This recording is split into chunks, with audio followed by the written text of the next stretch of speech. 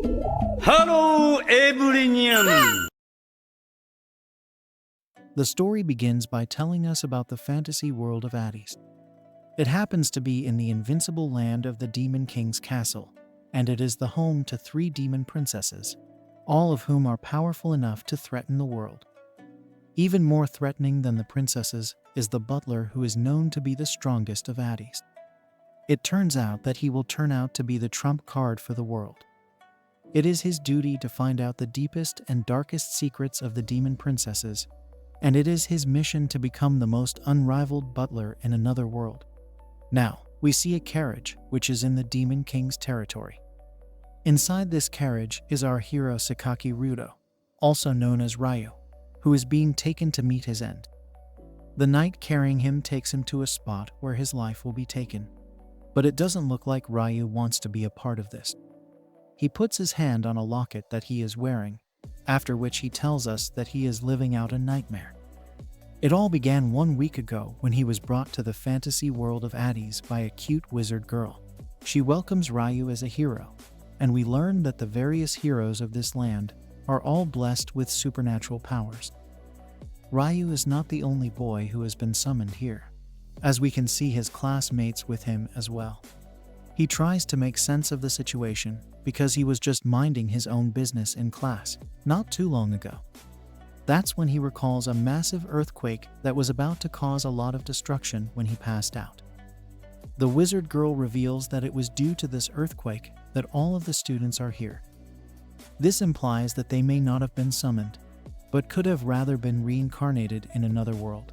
Now, they are in this glorious empire which is known as Lux, and they are needed to lend their strength in order to fight all the monsters that have been appearing here recently. All of this is part of a bid to defeat the Demon King, but none of the students have settled into their new reality yet. They are still trying to figure out how they got here in the first place, and some of them are not able to grasp the fact that they are not alive in their original world anymore. Our hero Sakiko has a lot of thoughts going on in his mind, and he is glad to have been brought to another world. He finally realizes that he is not in a dream anymore, and he is actually needed to defeat the Demon King, just like in all the games he used to play back in his original world. Reijou reveals to us that he had a loser life in his previous world, but he is a hero here, so it could mean a change of fortunes. He can change his perception in this new world. But just as he plans out his new life, another student asks a question. He is the popular boy of his class, and his name is Isekai'd. He asks the wizard girl if she can return him and his friends back to their original world, as he does not have a clear idea of what is going on over here. She says that she can most definitely return them to their real world, but the only thing waiting for them over there is death. This means that the entire group was summoned to this world right before they succumbed to the earthquake. Isekai'd now understands the gravity of the situation, and he holds on to the wizard girl to thank her for his rescue. He gives her a smile and promises to lend her his strength, which somewhat awakens her intrusive thoughts. Since Isekai'd has given his word, even the other students agree to lend their strength as well. It's a happy conclusion overall, but our hero does not seem to like what's going on. This is because he is not the main character of this story if Isekai'd is the popular boy. Anyway, the wizard girl needs to confirm the statuses of the heroes that have been summoned here, so she asks them to raise their hands. They do as she says, and then we get a glimpse of what everyone is capable of. Starting off with Isekai'd, he has been given the ability of Saint Brave. A boy named Akagaki Shoji has the Guardian ability. A girl named Shoguji Minace has the title of Master. And another girl named Kino Moto Matsuki has been given the title of Creator. The wizard girl is extremely impressed by this, as is the old wizard with her.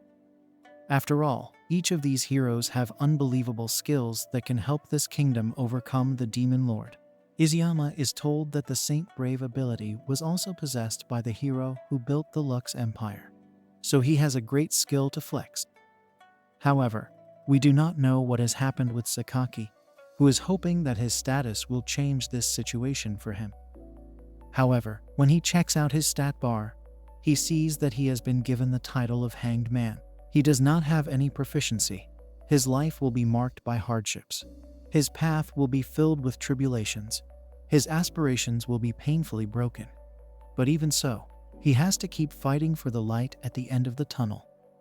Of course, Reijou only looks at these lines as some kind of odd poem, and his panicked state leads the old wizard to ask him what's wrong.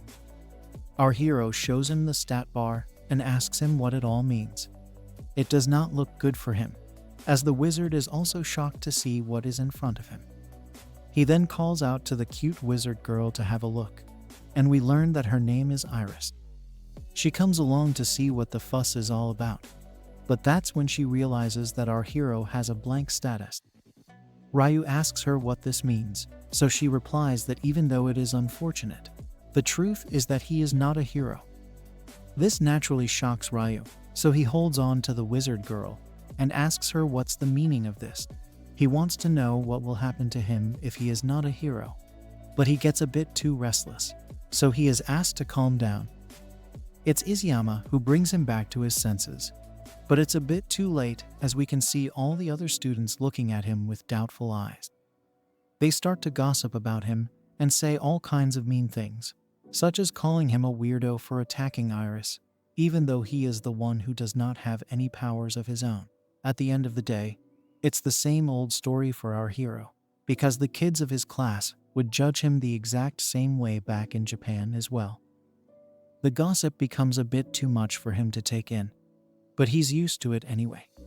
After all, none of the students really expect anything from him after an incident that had happened back in their original world. Reijou knows that no matter what he says, he will not be able to sway the public opinion on him due to this very incident.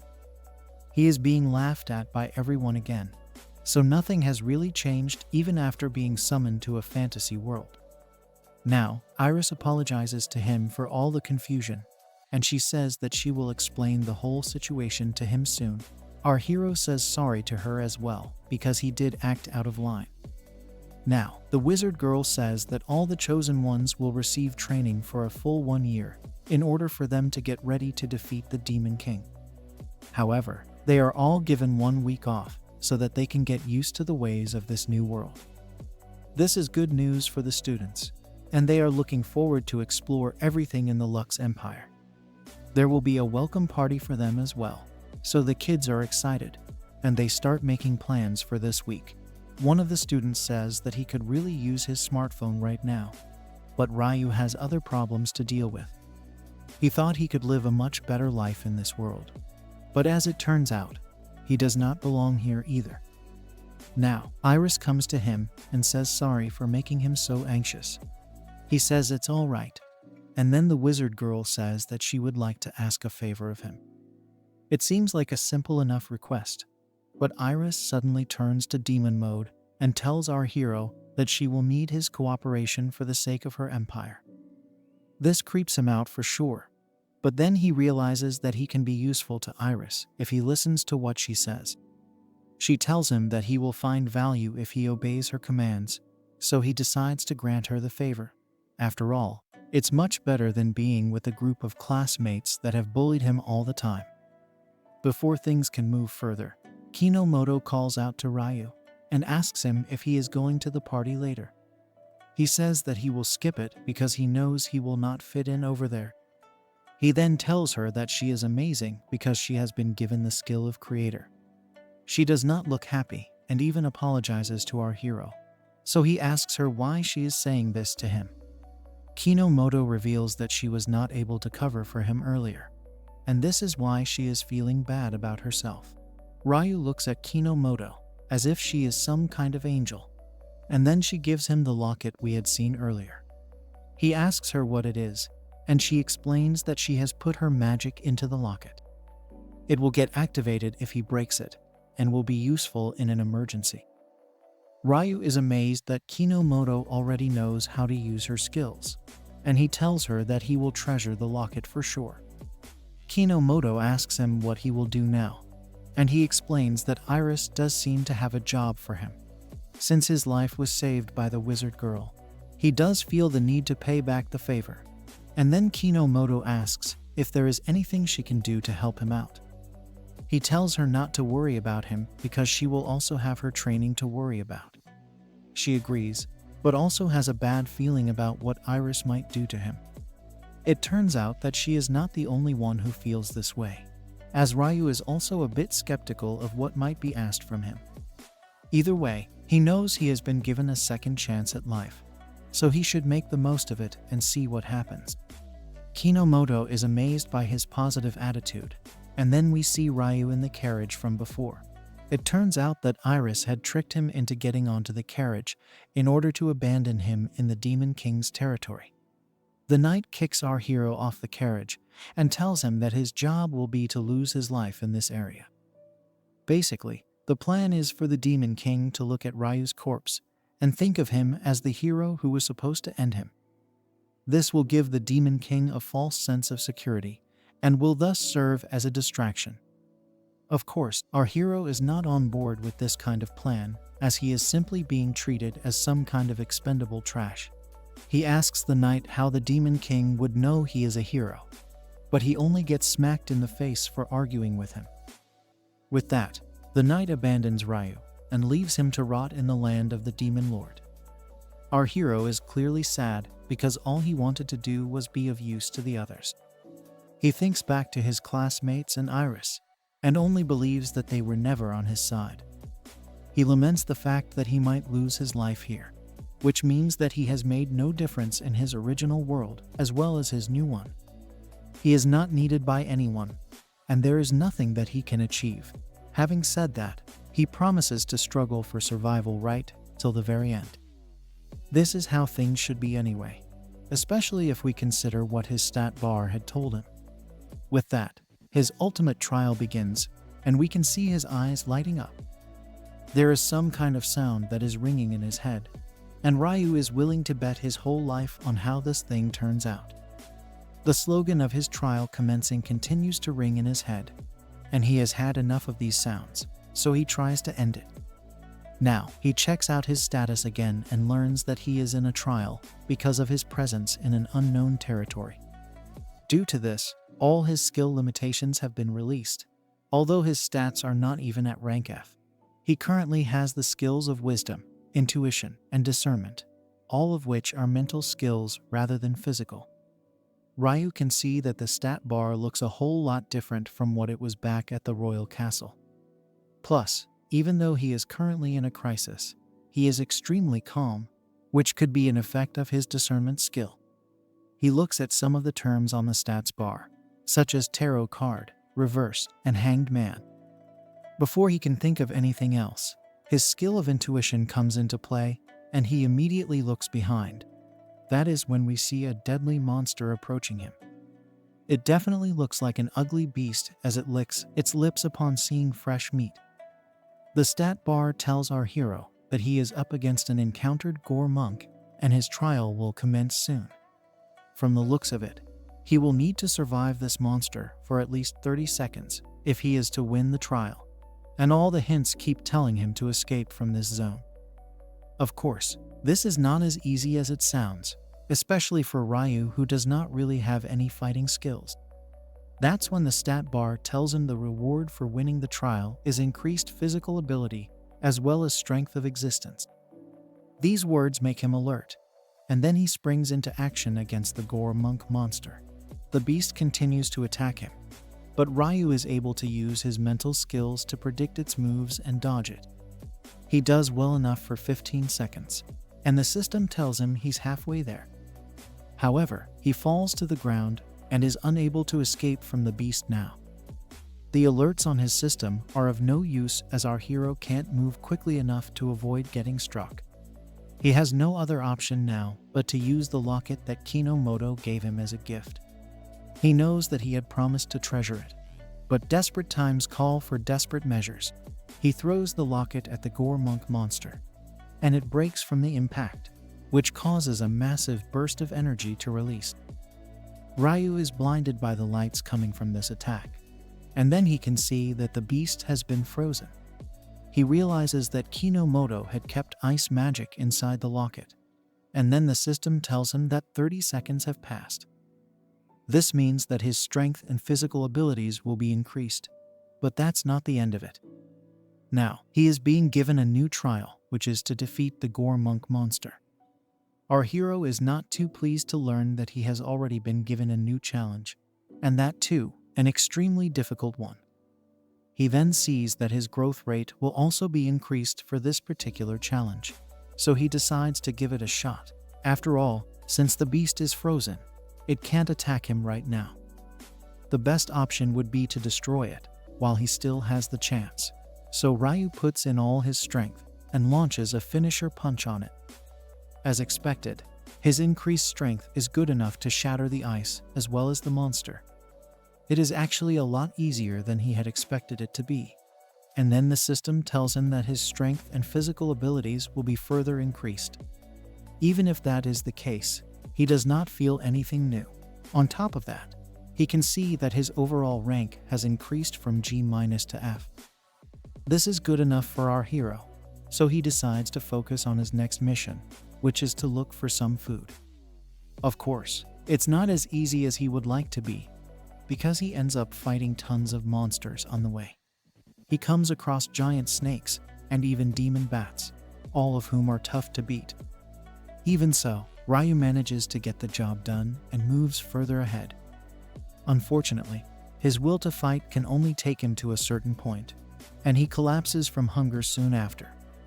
He does not know how many days he has gone without eating any food, and at this rate, things are not looking good for him at all. He has to eat something anyhow, and that's when the system wakes up yet again. It seems to want to reverse the signs of excessive eating, but is unable to do so because of no strength.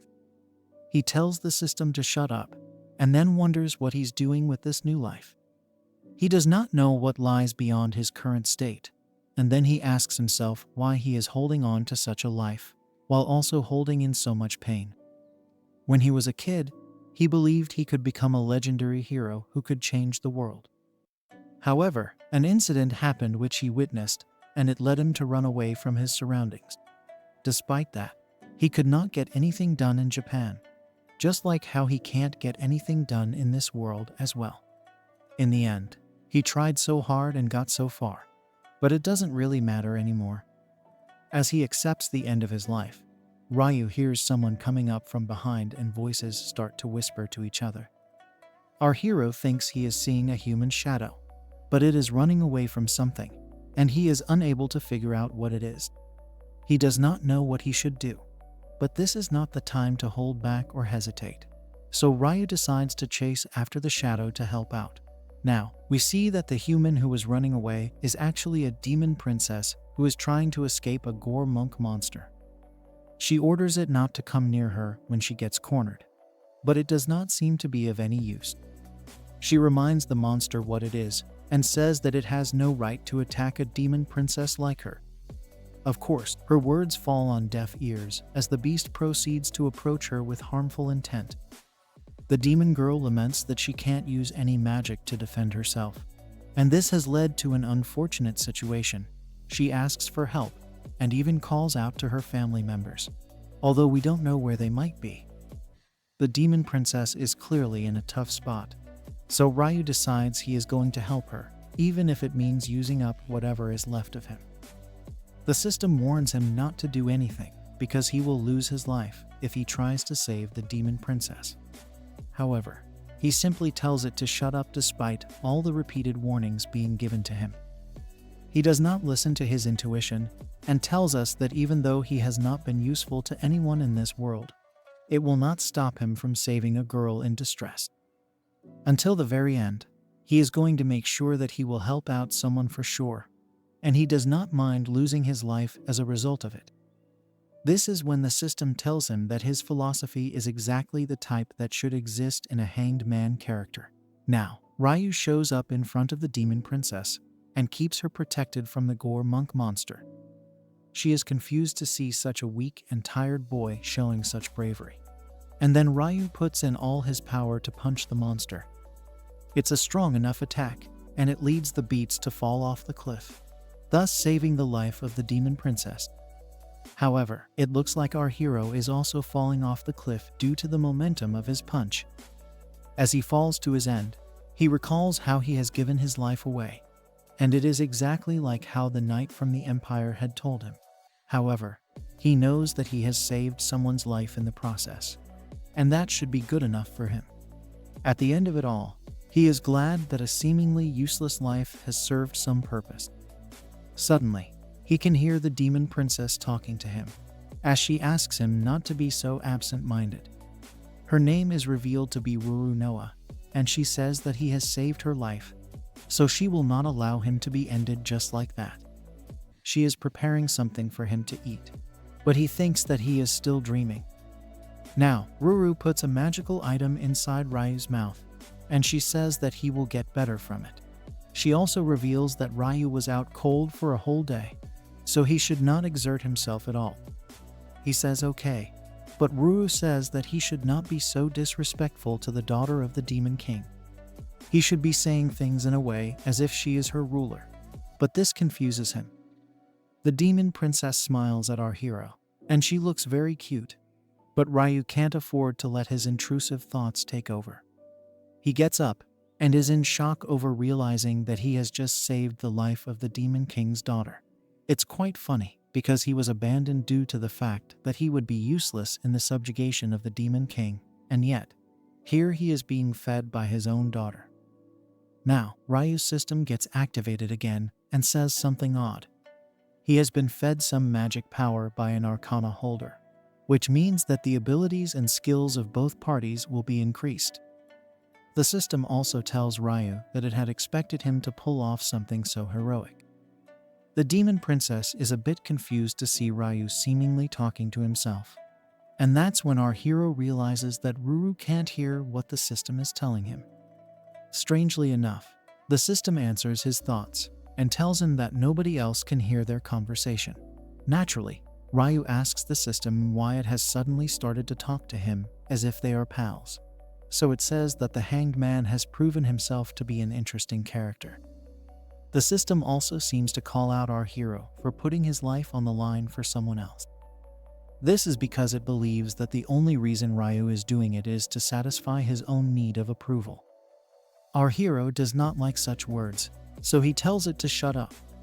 Of course, he does not realize that he is basically making a fool of himself in front of the demon princess. He tries to brush aside the topic and asks Ruru for a proper introduction. She gives it to him by stating that she is the one and only daughter of the Demon King Rurukia. She hilariously asks Ryu to praise her for simply giving an introduction. But he wants to know why the daughter of the Demon King is here in the dangerous woods. Ruru does not like that he was not paying attention to what she just said.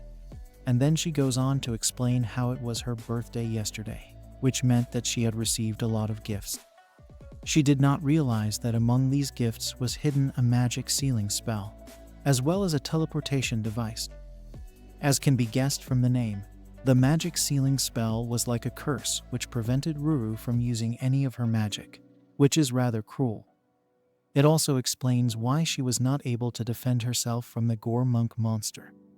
Ryu plays along, but in his head, he's wondering how silly Ruru has to be to get a curse placed on herself. Now, the demon princess wants to know why a human is here in this dangerous territory. To her, such areas are usually a walk in the park. But Ryu calls her out because crying for help against a monster is a pretty rough situation. Ruru comes close to him and tells him to shut up, but he feels she is a touch too close for comfort.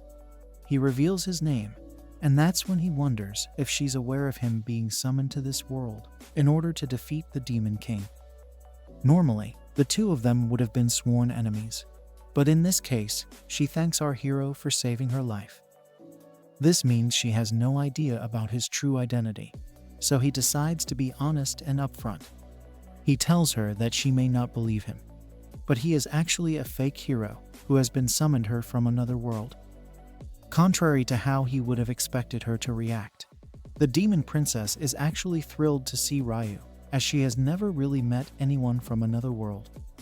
Now, our hero asks her if she is a demon, because he feels that she would be repulsed and disgusted by the mere sight of a hero. Instead, Ruru says that heroes are supposed to be the strong ones amongst the humans, so it fits within his category. She also seems to find him cool, but Reijou knows that he is not really worthy of such a phrase. He goes on to tell her that all of his other classmates became heroes, but he was not chosen to be one due to his low stats. This led to him being abandoned here, and he does not have any place to return to anymore. As the both of them sit down to have a chat, Reijou thinks about how hard it has been for him to try and settle into this world. He was not able to achieve anything until he saved Ruru, and this holds true even for when he was back in Japan. He has been searching for something all his life, and it does not have to do with him being a main character or a hero. He just wants to find something he can do regularly, and also for a place where he feels like he can belong. However, such things do not exist for him, which is why he is roaming around like a headless chicken. Since he has no reason or place to live, he only rescued Ruru for his own satisfaction. Of course, the demon princess does not care about his intentions at all, because at the end of the day, he managed to save her life, and that's what matters the most. She reveals that she gets targeted a lot of times because of who her father is. But our hero did not even hesitate to save her life despite not even knowing who she was. This gesture has made her incredibly happy, and she wants to reward Reijou for what he has done. Since he wants a reason and a place to live, she is ready to give both to him. She states that the reason he is still alive right now is to come to this world and save her life. This is when she suggests that he become a butler in the Demon King's castle. If he does this, he can live to protect Ruru, and will also have a place to stay. Reijou can't believe that Ruru was able to decide all of this so easily and all by herself. But he is still happy because he is wanted by her. It does not matter if she is a selfish demon princess, because our hero has finally got a reason to live. He knows that if he takes her hand, there is no going back, and he is ready to make that choice. Ruru gives him an order, and it is to live for her. So he takes her hand and begins a rather strange relationship with the demon princess. Now, the couple walks through the forest, while Ruru sings about how she is going to become the next demon king. Reijou is only interested in knowing if they are going the right way because he feels like they are lost. Ruru tells him such a thing can never be a problem, and they will be at the Demon King's castle soon enough. At this very moment, a giant cobra snake shows up out of nowhere, and it causes Ruru to panic. She does not know what to do, but Reijou does, and he smacks down the monster with a smack to the face. He asks the demon princess if she is all right, and she nervously states that she has wisely chosen her butler. Reijou becomes a bit humble and tells her that she is the one who has made this possible. Now that it has been 2 days since he has been escorting Ruru, Reijou has got a better understanding of his own powers. He explains his own leveling skills to us by talking about monsters fighting him. Basically, if he comes across a monster that is stronger than him, or from an unknown territory, then he begins a trial against them. Depending on the gap in skills between them, he will level up as per survival as well as subjugation skills. Reijou has been gaining a lot of strength due to defeating countless monsters, and he is not even feeling hungry or thirsty anymore despite surviving a few days without any food or drink. This could be a benefit of leveling up, but he will not gain any levels from defeating the snake monster, as he has already beaten it before. He then goes on to check his stats, all of which have grown by a lot, especially after consuming Ruru's powers. He is now at rank C, which is quite good for a boy who has just been summoned to this world. There is also the reverse skill on his stat bar, but he does not know what it means and how he can use it.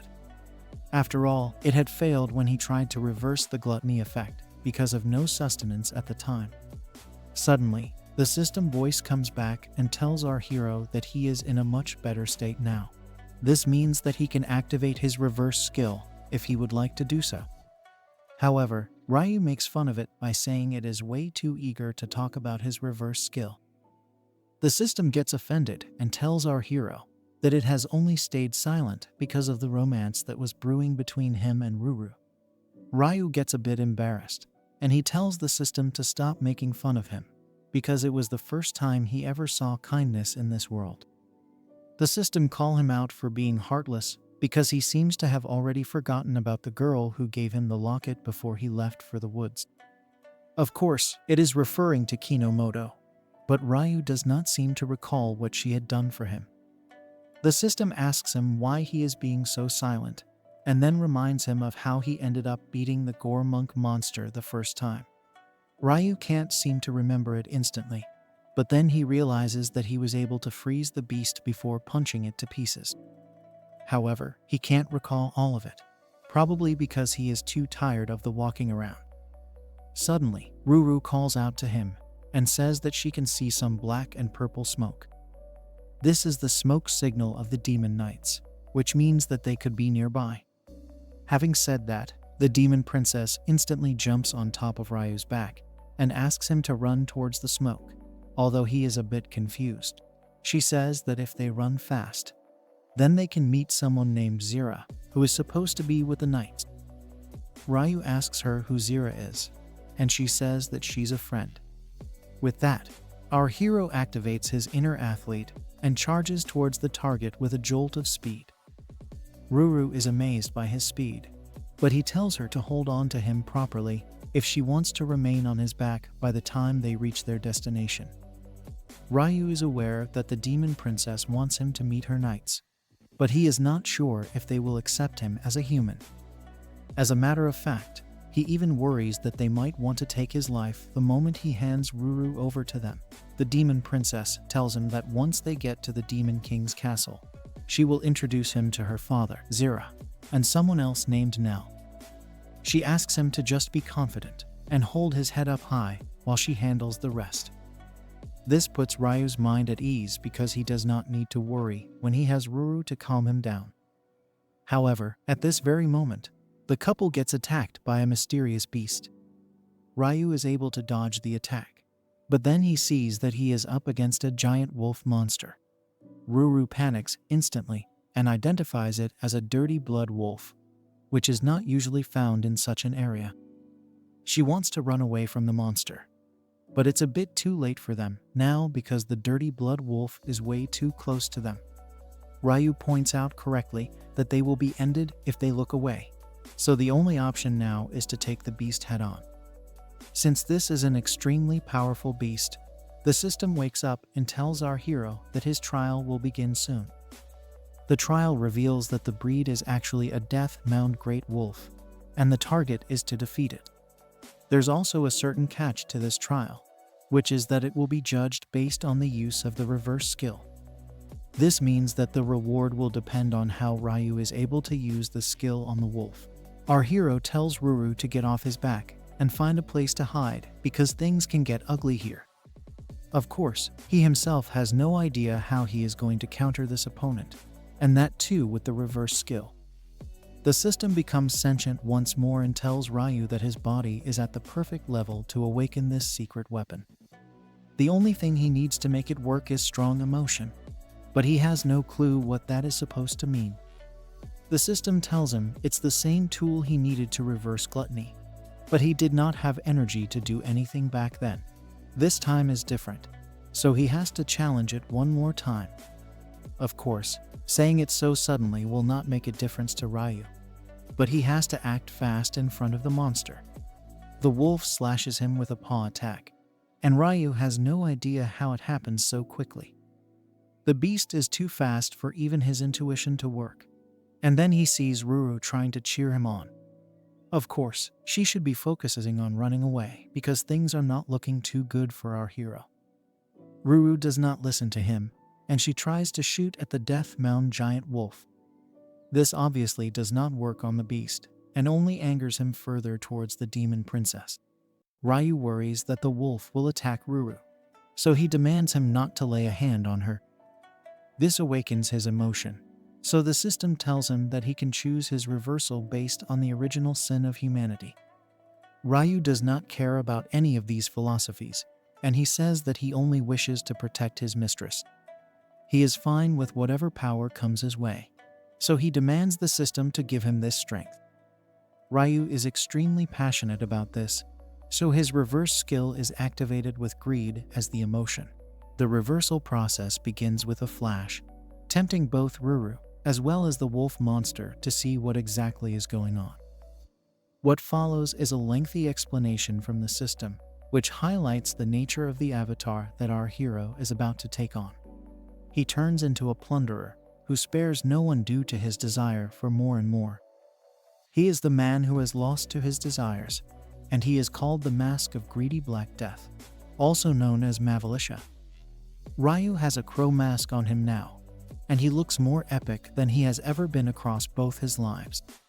He floats in the sky and looks at the giant wolf with scorn in his eyes. The beast gets triggered by his sight, so he decides to attack him with full force. Taking him down is a piece of cake for our hero, so he uses his move genius and traps the monster in giant chains.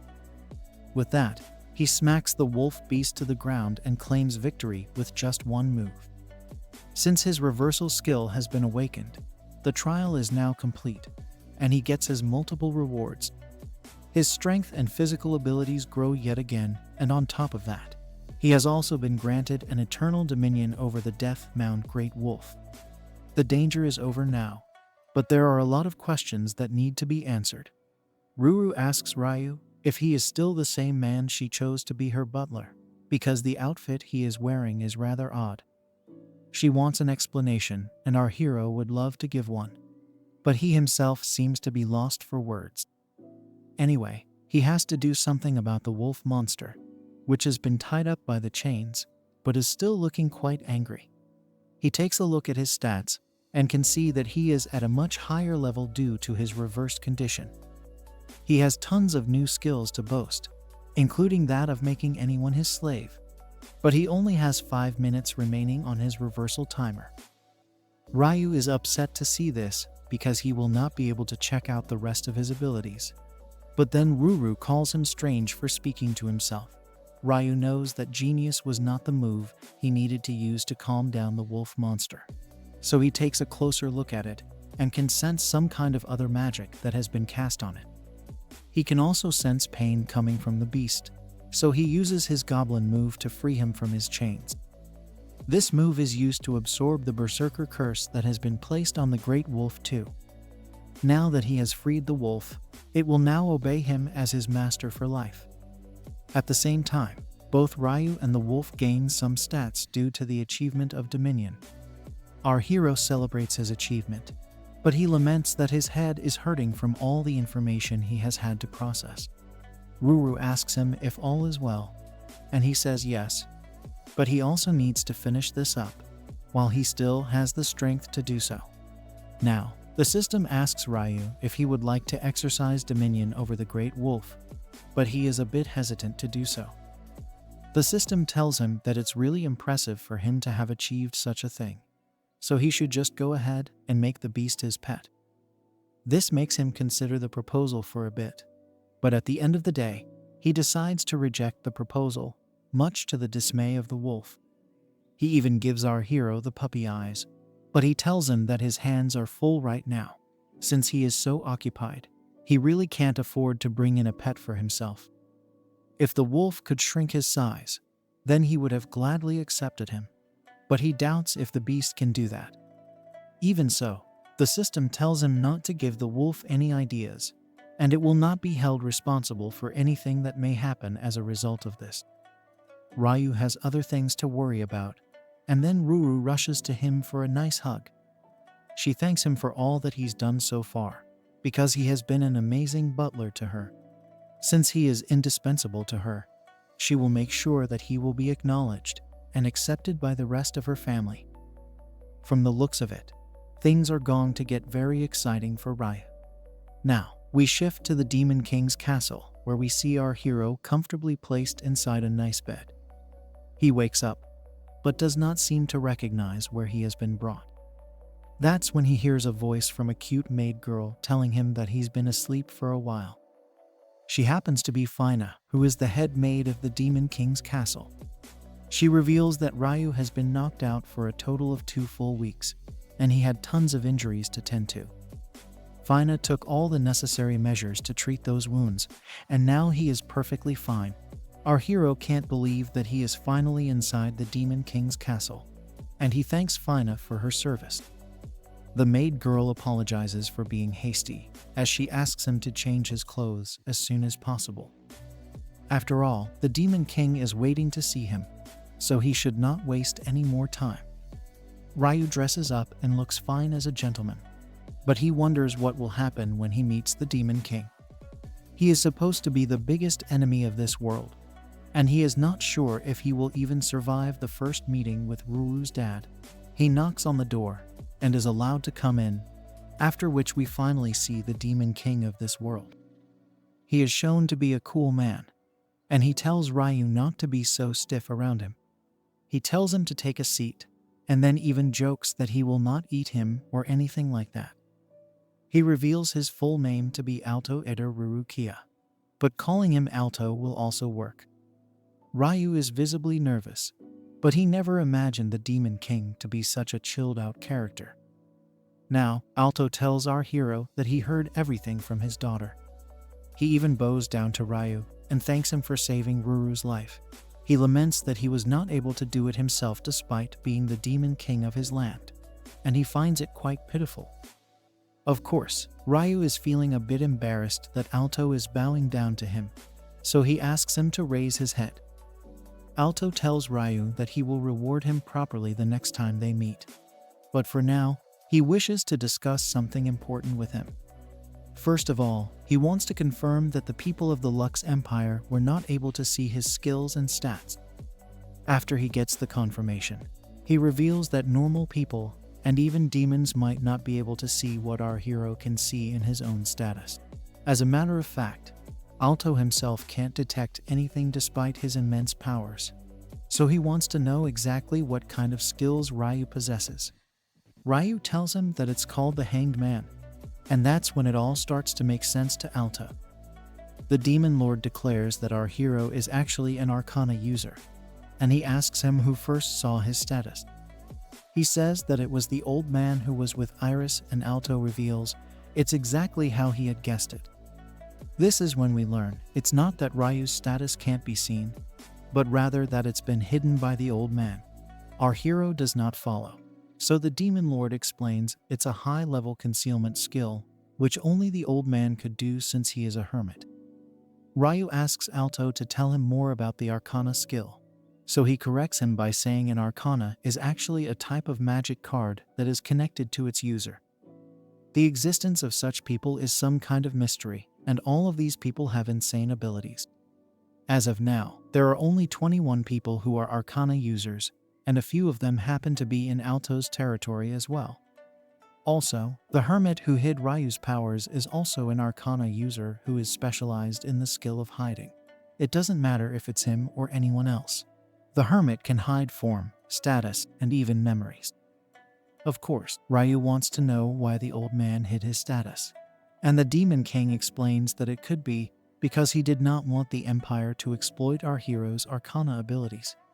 This is odd because it would put the Lux Empire at a disadvantage. But then Alto remembers that Reijou is not a human from the Empire, and his origin is unknown. He then asks Reijou if he was told that he's a hero who has been summoned by the Empire. He also asks if our hero has been told that demons are evil and need to be exterminated from this world. This comes as a bit of a shock to Reijou because Alto has said every single thing accurately. This is when it is revealed that the humans have actually tricked Reijou into believing lies about the Demon Empire. It turns out that the other races are completely fine with the demons, and it's only the humans who seem to have a problem with them. The monsters we have seen so far are simply third parties who are not at all related to Alto or his people.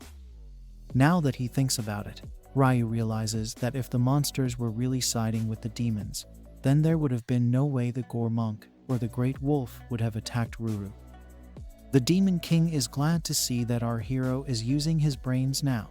He then explains that this is a running scam where Iris summons humans from other worlds and tricks them into fighting against the demons. This is why the humans are made to isolate inside the castle, so that they do not engage with any other races. This explains a lot about Iris and her intentions. But Reijou wants to know why the Lux Empire is after the demon territory. Alto explains that it's because the Lux Empire is the closest to the land of the demons. They want to take over this area because of all the magical powers and resources available over here. This is a horrible way to go about things, and it makes Reijou angry about his classmates being used as pawns. Alto tells our hero that if he were to reveal his true powers to the humans right now, then they would easily take him back without asking any questions at all. The Demon King knows that Ruru wants to make him her butler, but he is ready to respect whatever decision Reijou would like to make. Our hero wastes no time in saying that the Empire can go shove it where the sun doesn't shine. He is extremely upset with the way he was treated by them, and even Alto happily laughs at this decision. He also admits that his daughter was begging him to make Reijou her butler, and now he knows why. Our hero thanks Alto for accepting him so easily, but he wonders if the other people of the castle are ready to welcome him with the same energy. The Demon Lord says that there is no need to worry about such things because Ruru has made sure to make everyone except Reijou into the castle. She may have been a bit forceful about it, but this is only because Alto has spoiled her as a child. Reijou is a bit puzzled by this, but Alto tells him that he will soon learn why Ruru is essentially a spoiled brat. Later, Reijou is taken to an arena where we see a lot of people gossiping with each other. As our hero tries to figure what is going on over here, Ruru sees him and happily rushes towards her new butler.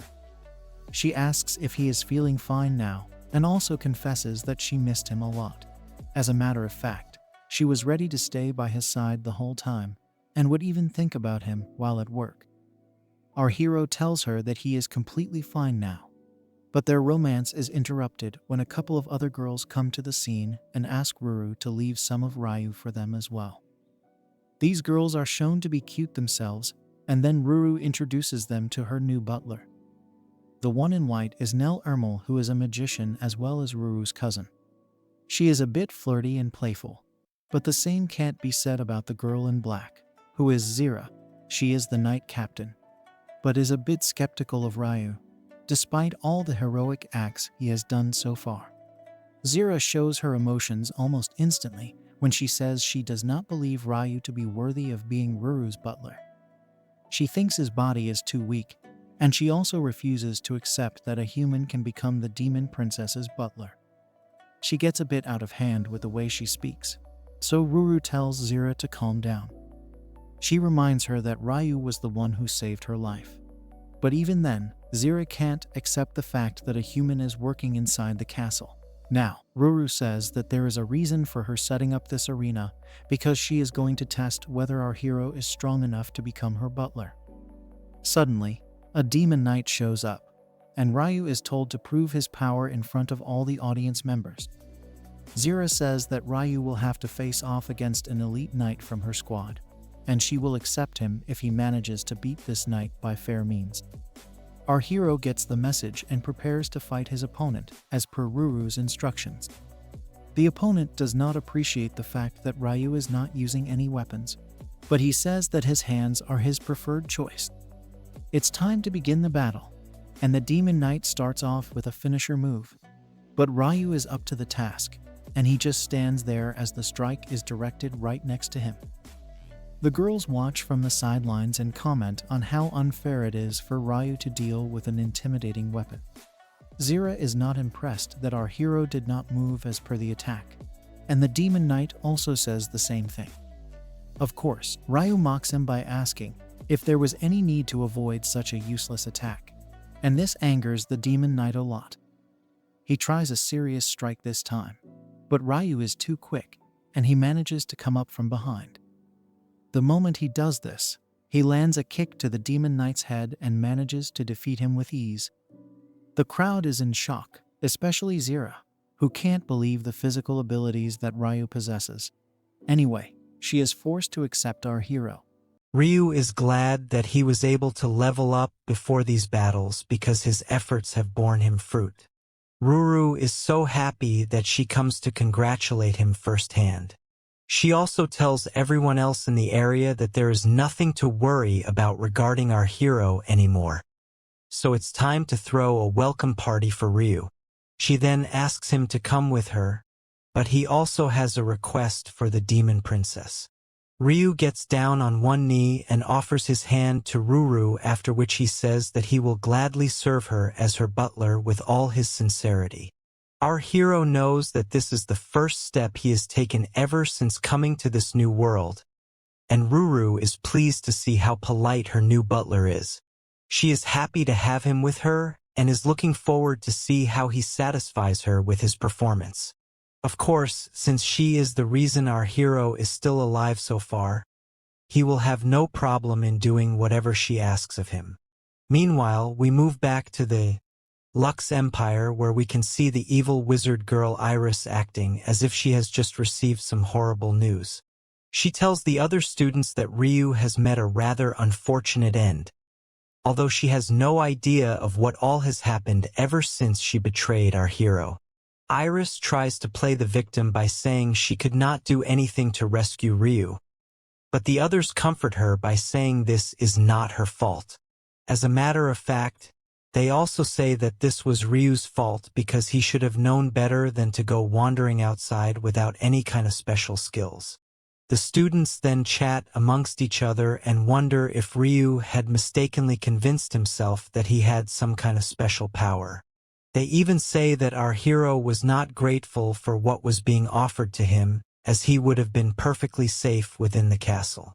In the middle of all this, there is one person who is truly saddened to hear this news, and it is Kinomoto. She is asked if she is all right, but then she says that all of this is a lie. She knows that everyone must have abandoned Reijou and they do not have any feelings for him at all. She had suspected this the entire time and blames herself for not being able to stop him when he was leaving. However, she is told that she should not put so much thought into Reijou because he has gone on his parents. After all, the son of a murderer is believed to turn out the same way. The students say it is better this way, and all that Kinomoto can do is cry for her friend. Meanwhile, we see the hermit, who is a bit animated by some recent news.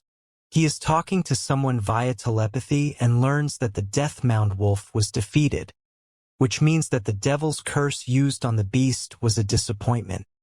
He is a bit amazed by how such a power was countered, and then he asks the voice how long it has been since they have spoken to each other. The voice tells him that he only has one simple request for him because he does not wish to prolong this chat. Basically, he wants the hermit to stop messing around with the hanged man, which is a bit of a surprise. The hermit asks why this mysterious person is so obsessed with a single human, but the voice wants the answer in yes or no.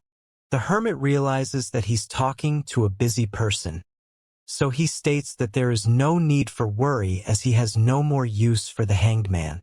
Now, we learn that the initial plan was to have Reijou given a lot of despair while also blurring his memories.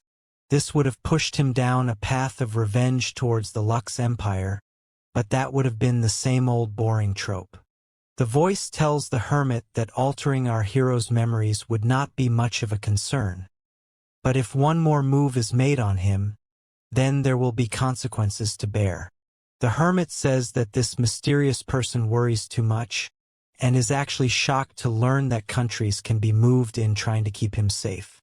Eventually, the two entities talk about the next year being a very interesting one because the continent will enter its golden age then.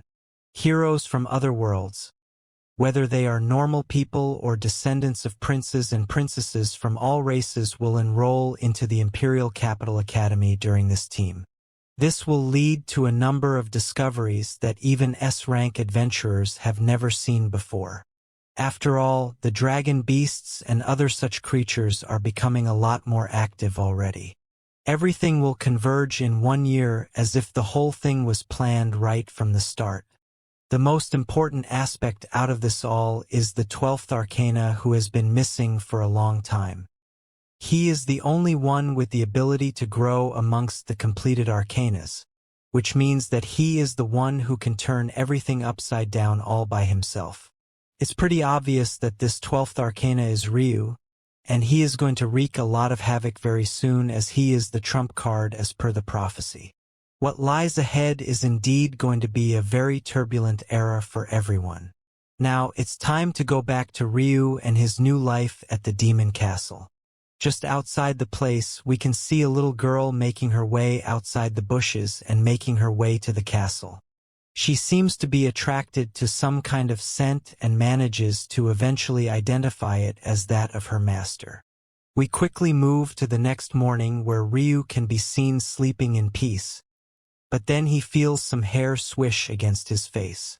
That's when he realizes that it's the tail of the same girl we saw earlier, and she is sleeping in the same bed as him. As expected, Reijou is shocked, and he lets out a massive scream upon seeing her. The beast girl wakes up and simply rubs her eyes while calling him her master. She says that her name is Shu and she has made herself smaller to accommodate our hero. Of course, Reijou is totally bamboozled by what has happened here because he has no idea who she is. He immediately takes Shu to the Demon King, who wonders if she is a little pup. Alto says that Shu is a beastkin uncommon to this place, and she seems to have missed Reijou. The Demon King wants to know why this is the case, but Reijou himself has no idea how things have come to be this way. Shu says that her master was able to cure her from pain and suffering back in the forest, but Reijou does not recall meeting her then. After all, he was just struggling to make it past his trials back then. The beast girl continues by saying her master was very strong and had asked her to come visit him when she got smaller. This prompted her to actually become smaller and come meet him over here. It is after he hears this that Reijou realizes that Shu is actually the giant wolf he had beaten earlier while protecting Ruru. Shu strikes a pose and acknowledges that she is indeed what our hero has identified her to be. The Demon King gets interested when he hears this. So Reijou further explains that Shu was a dirty blood wolf he had to fight while keeping Ruru safe. Of course, he never thought that the wolf would be able to become so small, but then his skill tells him to assess the wolf correctly. That's when he tells Alto that Shu is actually the Death-Mound Great Wolf. Alto can't believe what he is hearing, and he turns to Fina, who also claims that this is impossible. However, she states that Reijou's arcana is a truly unique skill, so it should not come as a shocker. Fina then explains to our hero that long ago, there used to be werewolves in this world. They could change their appearance simply by drawing out monster blood, and their power would be on a very high level. Of course, the humans saw these beings as a threat, so they eradicated the race by borrowing power from the elves.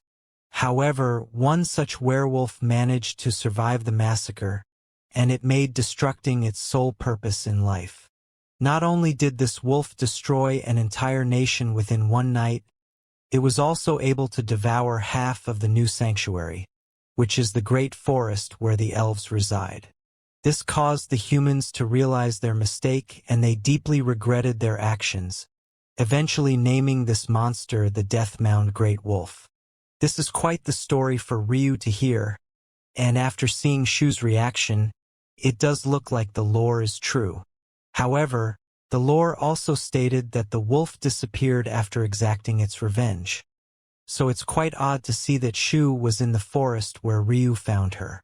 The beast girl explains that she has no clue as to how she got there, because when she finally came to her senses, she saw herself in that forest.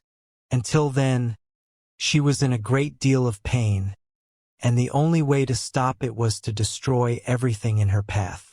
Reijou realizes their Shu is talking about the curse that was placed on her, and then she cutely apologizes for attacking him. She tries to justify why she behaved that way, but our hero knows it and pats her on the head to show his affection. He asks her if Shu is her full name, so she reveals that it's actually Shivate. Of course, it would be easier to just call her Shu, and our hero can't bring himself to blame her for her actions. Not only did she lose her family and friends, she was all alone when the curse hit her, so she really has seen the worst of it. Shu then states that she does not have a place to go back to, because no matter where she goes, people will be scared of her. However, Reijou is stronger than Shu, so he will never fear her. Shu blushes as she pleads with her master to let her be with him. She wants to spend all her time together with Reijou and live a simple life because she does not want to be alone anymore. This is a very emotional moment, especially as Shu hugs our hero while in tears. Such a scene would make anyone cry, and we can see Reijou also embracing Shu with care. He wants to ask Alto if he can keep Shu with him, but the Demon King says yes even before he presents the question. Reijou is surprised by this behavior, but Alto says he can pretty much predict it after seeing our hero's face. After all, he is basically like a relative to him, so there is no need to be so shy about it. Now, Reijou tells Shu that if she is fine with it, then he would like her to be with him forever. This makes her very happy, and she hugs our hero once again, promising to always be by his side. It's a nice change of tone from the usual shady tone of comic guzzlers, and then we move to the next day. We see Shu in her new outfit, but it looks a bit concerning as she has a muzzle and a bell on her. Fina explains to Reijou that she has tended to Shu's hair and clothes, and the bell is simply in case the beast girl gets lost in this massive palace. Our hero admits that Shu looks a lot cleaner now, but he asks if the muzzle is really necessary. Shu says that this was actually her own request because she wants to look less threatening. It's hard to believe that such a cute beast girl would be scary. But anyway, Shu asks her master to exercise dominion over her. Basically, this will allow the stored energy to be reverted to the target companion, but Reijou is not too sure of the term. He asks Shu if she is fine with this, and she says that she is just happy to be connected with her master. Reijou asks Shu why she keeps calling him master, and she says that is just how things are. She explains that when she fought against our hero, he had managed to tie and put Shu down with his power, which made her realize that there was no way for her to win against him. At this moment, something tightened inside Shu's stomach, and that's when she knew she had to refer to Reijou as her master. The beast girl starts to pant out of excitement as she says this, but our hero feels that there is something seriously wrong with this method of explanation. He hopes it's just his imagination and not his intrusive thoughts coming in. So he decides to hold Shu's hand and take her with him. Fina reminds our hero that it is time for the three demon sisters to have their tea party, which means that he must go and serve them as per his duties as the butler. It would also be great if he could show the demon girls the new thing he has been training on. So Reijou tells Fina that he is going to flex his skills to the fullest degree.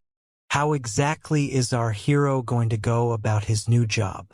And how is he going to take on his new role as Shu's caretaker? Now that Reijou has become a proper demon butler, he needs to make sure he serves his demon princess as per her demands. On that note, we shift straight to Ruru, who is also known as the Princess of Annihilation. She comments that they are in the middle of a grave situation and keeps focusing on how messed up it is. She is with her demon sisters Nell and Zera, who both have mixed reactions to what Ruru is saying. Nell tells her that she is making a scary face, which is not at all like her, and Zera says that she would like to hear the details of what's going on. Now, we see our hero entering with a tray as he explains to us that these three demon princesses have been chosen not through lineage, but rather through their abilities to uphold the demon kingdom. Either way, these are the three girls who are closest to the demon king, so Reijou has to make sure he keeps them happy. After he enters the room, Nell tells Ruru that she is going to scare the butler away if she continues to make this scary face. This makes the demon princess panic, and she reassures our hero that she is not angry or anything like that. Our hero does not care about scary faces because he is the scariest of them all. He comments that even though these 3 girls are supposed to be demon princesses, they are actually much nicer than the average American and seem like normal girls to him. Now, Nell tells Ruru that she was just teasing her and she actually looks cute when she's angry. Zara tells her sister not to tease Ruru so much because it will affect their current meeting. After all, there's a human over here, so Zara does not want the demon girls to look like fools in front of him. Reijou does not mind Zara's attitude towards humans because there could be a reason for such intense hatred, just like the mysteries of African Americans and their treatments by police officers. Having said that, such a persona is a bit insufferable to our hero, and he wonders if he should even put in any effort to rizz her up. Of course, he has to be nice because he is the butler over here, and then he proceeds to offer some treats to the demon girls. They love the food instantly, with Ruru commenting on how delicious it is while Nell says that it's soft and crispy at the same time. Even Zara says that the food is quite exquisite, which is expected of the chef. However, Reijou reveals to the girls that he is the one who made the treats because he had learned about Ruru loving sweets. The demon princess is shocked to hear this, and Nell tells Reijou that he has truly done an amazing job here. She asks for another serving while Zara just sits there in disbelief over what she has just heard. She thinks of having another bite, but makes sure to tell our hero that he should not think he has won with this session. He agrees with Zara, but in his head, he knows that the Riz master has gotten to work. Now, Reijou asks Ruru about the serious matter she was mentioning right before he walked in. That's when the demon princess remembers that they are running out of sunshine grass in the castle, which is a really bad thing for them. We learn that sunshine grass is supposed to be the raw material used to make sugar in this world. Of course, this means that sunshine grass is important for making treats like the ones Reijou made just now, so he wants to know more about how it is sourced. The demon girls tell him that they usually buy it from the town next to the castle, but they seem to have experienced a terrible crop failure this season. Their lands are as dry as a standard otaku, and one of the main reasons for it is the lack of sunshine. Since the item is named sunshine grass, it's normal to assume that it needs sunlight to grow. As per the rumors, the sun seems to have stopped rising in the village, which is truly bad news. Ruru says that this is terrible news because she will never be able to enjoy sweets anymore. Nell is only curious about such a strange occurrence regarding the sun, and even Zara says that she has never heard of such a thing before. Ruru now stands up and says that she has come up with a plan to counter this horrible news. She then turns to Reijou and Zara and tells them that they will be investigating this case together. Our hero takes a look at Zara and she does the same right before they realize what has just happened. As expected, they are both shocked that they have been allotted this role, but Nell seems to think this is a perfect arrangement. She even praises Ruru for her decision, and the demon princess soaks in the applause. She then turns to Reijou and Zara to tell them that they should try to get along now. Zara tells Ruru that this will be tough for her because Reijou is a human. However, the demon princess is not having any of it, and she tells them both that they have to investigate this situation together. Reijou and Zara take a look at each other once more before conforming to Ruru's wishes. After all, Reijou is her butler, so he needs to do as his princess says. Now, we shift to a carriage which is carrying Reijou and Zara as they set out to begin their investigation.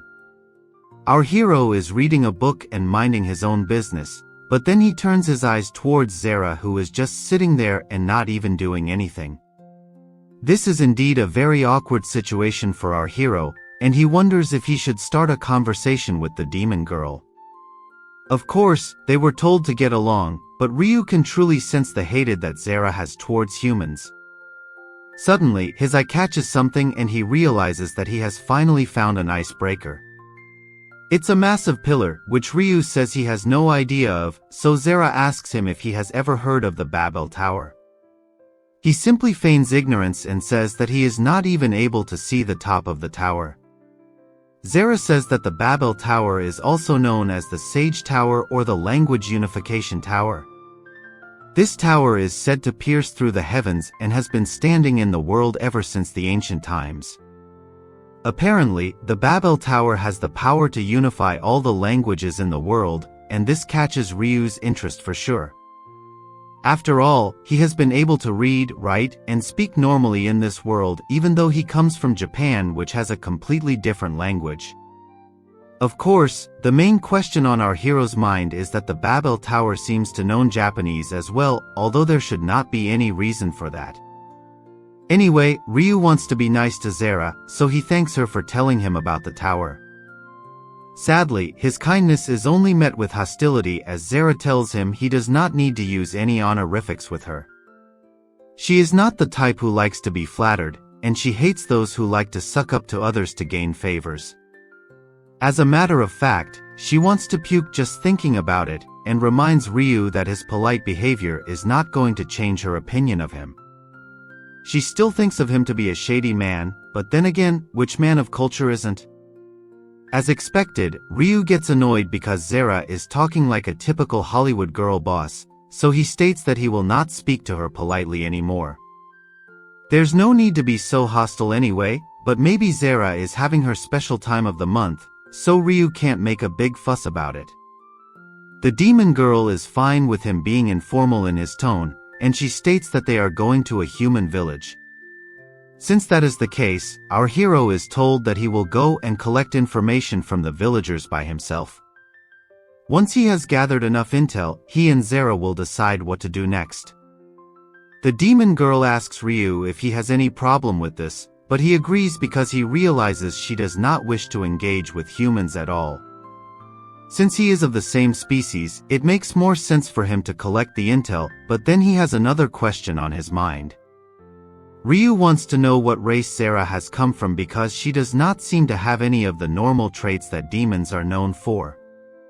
The main traits that Ryu knows of from the books are Drackle, Dark Elf, and Nightmare, but Zera does not fit into any of those categories, so she really must be a rare breed. It's either that or maybe no one wishes to mate with such a grumpy race. Ryu decides to take a risk, so he asks Zera about her race, but she makes a scary face and tells him that there is no need for him to know such a thing. She reacts the same way a normal girl does when you ask her age, so our hero decides to back off for now. He can't seem to understand what's wrong with Zera, because he was literally just asking a simple question, but then again, normal women react far worse to far simpler questions. Anyway, Ryu just marks this off as something Zera does not like to be asked, so he refrains from asking any further questions. Meanwhile, we can see Nell and Ruru having some sweets and chatting with each other. Nell wonders if Ryu and Zera are getting along with each other, but Ruru says that it will not happen so easily. She will be happy even if they happen to get along just a little bit, but then again, Zera's attitude can't be helped because of what the humans did to her. Ruru still says that she hopes the two of them can at least become a bit friendlier to each other, because they are somewhat similar in a way. Nell agrees with this statement and says that the new butler was just like Zera when they first met.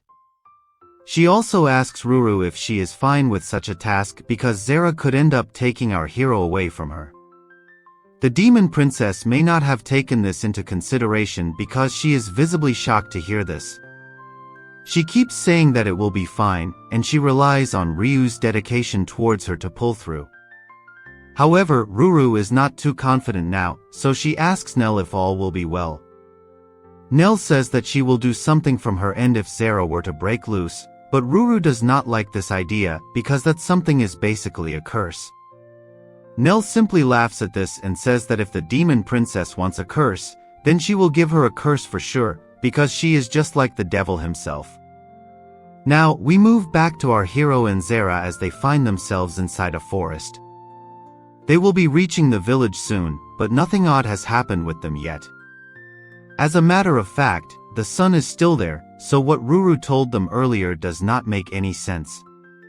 Ryu wonders if all of this was just an elaborate hoax, but then he remembers that the impact of sunshine grass was indeed impacted due to a lack of supply. He tells Zera that they should not let their guard down as they have still not reached the village yet. At this very moment, the demon girl becomes alert of something in their presence. Reijou finds this odd and asks her if she is all right, but then we see Zera looking at the moon as if she has been possessed by it. This is rather odd, because demon girls should not be reacting to the moon like that. More importantly, the moon has literally just appeared right now, whereas the two of them were in broad daylight seconds ago. Reijou is a bit surprised because the moon has only arrived now that he and Zera have gotten close to the village. Suddenly, there is a noise telling our hero that his trial will commence now, and he notes that it's been a while since he last heard such a thing. He asks Zera if she is fine, and she seems to be unaffected. The demon girl says that this must be some kind of barrier, but Reijou has never heard of a barrier that can suddenly summon the moon. Zera admits that she has never heard of such a barrier as well, because it sounds like something that Muzan would have definitely loved to create. Out of nowhere, a giant monster appears, and Reijou's stat bar tells him that he will need to encounter it as a part of the Hanged Man trial. However, before the system can tell Reijou about any further details, Zera seems to awaken something dark inside her, and she brings out her sword. The demon girl wastes no time in slashing off the monster's head with just one strike, and she poses while the monster's head drops to the floor. Reijou can't believe what he's seeing because what Zera has pulled off is quite impressive. The demon girl tells our hero that monsters become a lot more active at night, so he will need to be careful. Reijou can only marvel at the power he has seen right now because demons in general are on a whole other level. As the blood flows from the demon's body, Zera tells Reijou that he should go ahead and keep straight till he reaches the village. He asks her where she is going, but she only says that she will catch up later. Reijou does find this to be suspicious, so he slowly walks away while keeping an eye on Zera, who looks at the headless body of the monster with shady eyes. Anyway, our hero carries on, and he eventually reaches the village known as Evernight, which sounds like it was only recently chosen due to the current situation. The people thank Reijou for coming over to investigate the matter because they have been facing quite a few issues. A woman says that it's been very inconvenient for her to do the laundry ever since the sun stopped showing itself. If not anything else, at least she is a woman, but the focus is on the sun, so a man with glasses tells Reijou to talk to the old woman at the inn, just like in RPG games. As our hero looks for the inn, he has slowly accepted that the rumor about the sun in Evernight is indeed true and not unfounded. Suddenly, Zera shows up from behind and asks Reijou what the progress is like. Of course, any normal person would have soiled their pants after such a shocker, but Reijou has strong control over his bowels. He tells the demon girl that she should not startle him so abruptly, but she tells him that she does not have time for his delicate sensitivities. She wants an update, so Reijou tells her about the old lady at the inn who could give them answers. Zera does not want to waste any time, but she doesn't have to either, because the inn they are looking for is right in front of them, and it looks rather lavish. Reijou enters the inn and meets the old lady, who readily tells him about the incident. After the village got caught in an endless loop of night, the old lady had seen the figure of a dragon roaring at the moon while on top of the mountain. She remains adamant that she saw this for sure, even though Reijou does not believe that a dragon would show up like this. The old lady states that she was the only one who saw this beast, so there is no one else who can back her up. She laments that no one takes her story seriously, so even if she were to request an investigation at the Adventurers Guild, there is a good chance that no one will even look at her. Reijou simply thanks the old lady for her time, and then he reflects upon what he has just heard. First of all, a being as mythical as a dragon does seem to be a fictional beast even in this world, but our hero does not think that the old lady is lying. Zera was listening in on the entire conversation, so our hero asks her if she paid attention to it. She says yes, but even the demon girl is a bit skeptical after hearing about the dragon part. She looks a little tired, so Reijou suggests getting some rest right now and continuing the next day. Surprisingly, Zera does not nag at him and agrees to his suggestion peacefully. Reijou wonders if something has happened to the demon girl because she has been acting the nicest she ever has to him ever since they came to this town. There's no use thinking about such things right now, so Reijou wishes a good night to Zera and goes into his room. Later, we see our hero trying to sleep at night, but he is struggling with something. He is alone in bed, so maybe he feels like he needs a curvy body beside him, but that's not the point. Our hero is sad because he thought he had managed to get along with Zera after impressing her with his cooking, but she has become worse ever since she was put to work on this mission. Reijou then says he should not be so hard on himself because he could not get along with girls in his previous life either. As a matter of fact, he did not have any friends at all in his past life, so it's somewhat like history repeating itself. Now, we learn that our hero can't sleep because he's having nightmares, and he says that he should not be remembering his horrible memories right before bedtime. He closes his eyes again, hoping to get some rest, but then he sees himself standing outside a room. As he is about to open the door, he hears someone screaming murderer and wakes up. He takes a look outside and can see that it's still dark, but there's no way of knowing if it's morning or night because of the sun's disappearance. Our hero wonders how long it's been since he went to sleep, and he feels like he should go check up on Zera. Reijou asks the innkeeper about the demon girl, and he says that she went outside not too long ago. He adds that Zera looked a bit unsteady when she left, so he tried to stop her, but she did not listen to him at all. Reijou can't believe this, and he wonders if Zera had gone to the mountains to investigate them herself. He does not want to risk anything, so he steps out immediately. Our hero knows that if anything were to happen to Zera, then it would make Ruru unhappy, and he does not want to see a frown on his mistress's face. As he explores the forest, Reijou can sense that something is a bit off, so he takes a look around, but can only see the leaves rustling. He thinks it's just the wind, but then his foot lands on something. Reijou takes a look at what's behind him only to see that it's the head of the monster that Zera had slashed off earlier. Of course, this is a scary sight, so our hero gets spooked out and falls to the ground. As he tries to figure what's going on, we can see that the head and the body of the monster are both on the ground. Our hero realizes what this beast is, but it's strange to see its current condition because it hasn't been long since the monster was taken down. The head and the body look extremely dried up, almost as if something has sucked the blood out of it, thus hinting that there is a Dracula spin-off just around the corner. Reijou immediately gets up and runs through the forest because he fears that Zera might be in danger if she has to face off against a vampire. While he runs through the woods, our hero can see other monsters on the ground as well, completely dried out as if they don't have even a drop of blood left in their bodies. He can only hope for Zera to be fine, and then he follows his intuition to make sure he's getting to the right location. There are water sounds, indicating the presence of a river, and that's when Reijou realizes that Zera isn't in danger, but rather is the danger herself. Reijou is in shock, but then he steps on something and it alerts the demon girl, who has now confirmed that she is actually a vampire babe. He tries to change the subject by saying he did not mean to see Zera in her birthday suit. He was just worried for her, but this excuse is not going to spare him at all. Reijou says that he will head back to the village, but he is suddenly attacked by Zera, who states that he has seen her wound. Her golden eyes are shining in the darkness, and her fangs are a lot longer than most men's elephants, so Zera is not just a normal vampire. She has been awakened by the blood of the true ancestors, and has mutated from the human race because of it. Now that Zera's big secret is out, she tells Reijou that he will have to pay for this with his life. Now, Zera reveals that the moon, the darkness, and the smell of blood have always made her crazy. She has a memory that never heals, and it forces her to hate her own existence as well as her curse.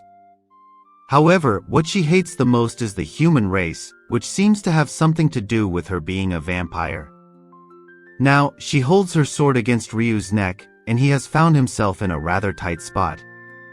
It's actually one of the rare occasions where you do not want to have a bare woman on top of you. Our hero brushes up his memory and recalls reading about vampires in the book. They are a species which has mutated from humans and possess everything that we currently see in Zera. They also seem to have devil wings, but they are not display for now.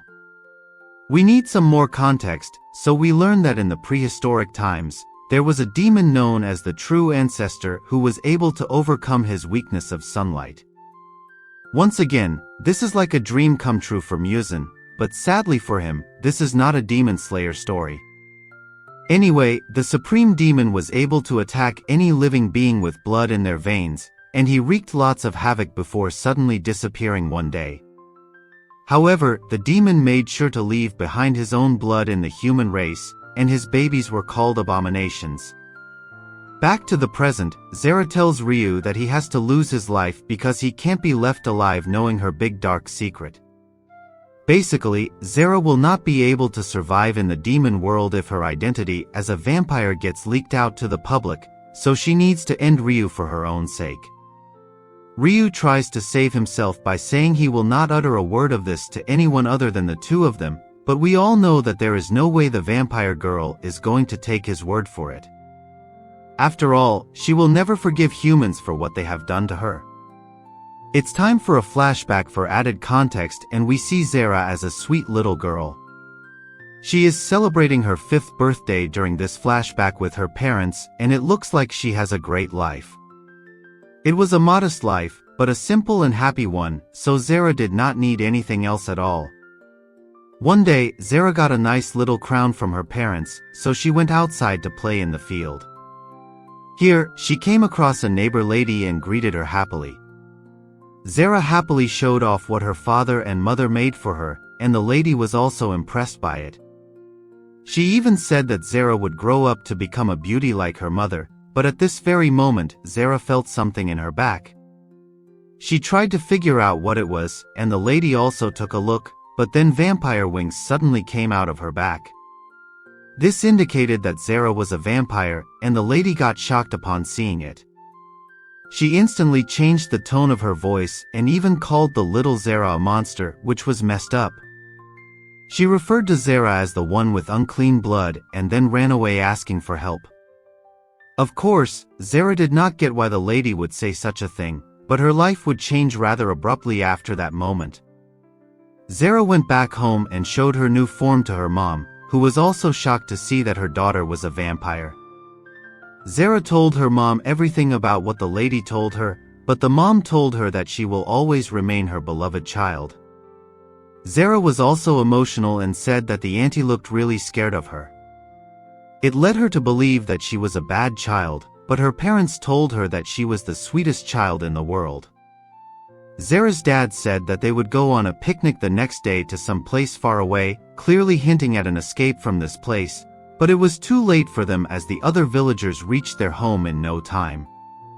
The illiterate fools demanded for the parents to hand over their daughter because she is a vampire. Since she awakened the blood of the traitor demon, she was a threat, and even her parents would get punished for hiding her. Both the mother and father realized that their time was up, and they told Zera to go hide somewhere. They promised that they would sort everything out after talking it out with the villagers, but this was a clear lie.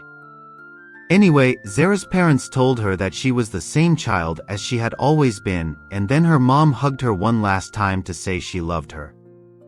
The innocent Zera took comfort in the warmth of her mother's arms, but alas, her next visual was that of her parents' burnt corpses in front of her. This was the worst possible thing a child like her could have seen at the time, and to make matters worse, the illiterate fools decided to attack her next. Poor Zera was grabbed by the villagers, who were actually the real monsters, not her. She begged to be let go, but the villagers only wanted to take her life. Before doing so, they decided to chop off her wings because they made her look hideous, apparently. What followed was an unsightly method of torture, but little Zera managed to survive the attack. Now, we are back to the present and we can fully understand why Zera is the way she is around humans. She drops her sword and asks Reijou what her mother and father had done to the humans to deserve such a cruel fate. All of this was simply because she had awakened the blood of some urban legend. The vampire girl has tears in her eyes due to recalling her horrific memories, and she asks Reijou if it is wrong for her to live. This takes our hero down a very dark path as well, because he too has trauma because of his parents. After all, since Ryu's parents were murderers, everyone looked down on him as well because the seed doesn't fall far from the tree. As a matter of fact, Reijou was also made to question whether he even deserved to live. It was always about his parents whenever anyone would talk about him. Our hero tried so hard and got so far, but in the end, it doesn't even matter. As a matter of fact, he had to fall to lose it all, but once again, in the end, it doesn't even matter. After such a tumultuous journey, it would be fair to say that Reijou has become so numb that he can't feel us there. Now, Zera asks him to snap out of his dreams and tell her why humans are so obsessed with bloodlines and ancestry.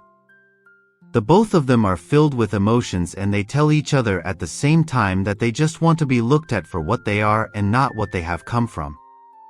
At this moment, the both of them realize that they are much more similar than they had imagined. Reijou realizes that this is his time to offer some comfort to Zera, so he takes off his shirt in order to over her curvy body.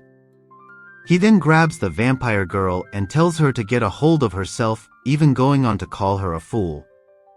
This is a very emotional moment, which has brought tears to the eyes of comic guzzlers as well, but then all the tension is dispersed when Zera gets offended over being called a fool. Reijou calls Zera out for wanting to be seen as what she is while still being so obsessed about humans. He tells her that he has always looked at her as Zera and not anything else, so she needs to stop with the racism here. These words make the vampire girl very emotional, and she looks at our hero with hope in her eyes, which was not there for a very long time. Now, Reijou tells Zera that it should not matter to her if she is a vampire, but she says that's a lot easier said than done because he has come from another world. She explains that she can't live without the blood of other beings, and her race is feared all over the world because her ancestor drained half the blood supply of an entire continent. Reijou simply looks at Zera like a Giga Chad and says that taking the lives of others for personal gain is a very straightforward thing. Humans are known to be even crazier in that regard, because Ryu's own parents took the lives of their relatives simply to get a big payday. Zera is shocked to learn this, and our hero tells her more about all the things he had to go through as a child because of the crimes of his parents. Of course, he didn't even do anything and was just a kid at the time, but none of that stopped the bullies from picking on him or damaging his mental state. Reijou was even asked how it felt to be a murderer, but he just had to accept the fact that this was his life, even though he had done nothing to deserve such a cruel fate. This is where he explains to Zera that she will be herself no matter what other people might say about her. She might be a vampire girl, but that does not take away from the fact that she is the same daughter who was raised right by her parents. This leads to a nice and warm hug from our hero, which makes the whole scene very emotional. Zera is reminded of all the happy memories she had with her parents, and she begins to cry uncontrollably. Now, Reijou tells her that when he had rescued Ruru in the forest, she had seen Zera's smoke signal as they tried to find their way back to the castle. Ruru had referred to Zera as a friend with a smile on her face, which means that there are things for the vampire girl to look forward to. Then, our hero talks about how the demon Lord Alto and his head maid Fina gave him the book that had information on vampires. This means that they could be aware of Zera's secret, and even Nell looks at her with caring eyes. Reijou is sure that everyone in the demon castle treasures Zera as a friend, so she is not at all alone.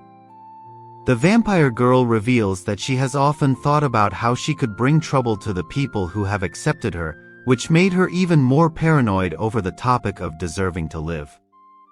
Reijou tells her that everyone in the demon castle will be saddened if she were to ever lose her life, so she should not have such a negative perception. The vampire girl does not understand why our hero is being so normal with her, and she asks him if he is really not afraid of her at all. Reijou says he is not at all scared even though Zera did try to take his life.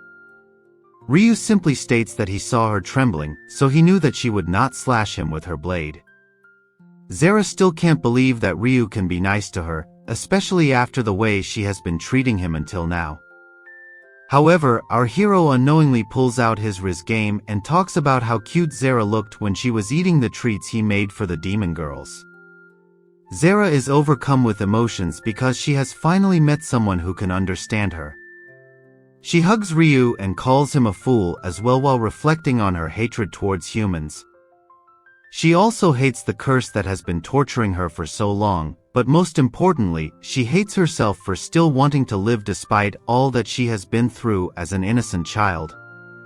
Now, we move back to the inn where our hero is chilling in bed with a fire magic stone in his hand.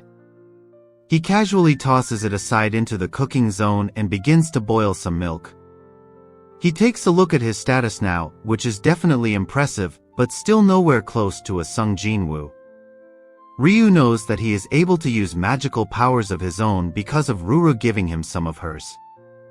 On that note, he wonders what the mysterious symbols at the bottom of his stat bar are supposed to mean, and he considers talking to the mysterious voice for answers.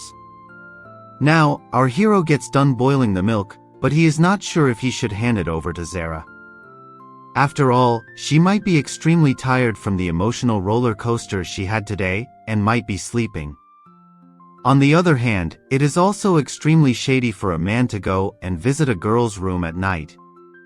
Once again, we do not know if it's day or night due to the sun's absence, but some light definitely shines on our hero as Zera walks into his room with a pillow in her hand.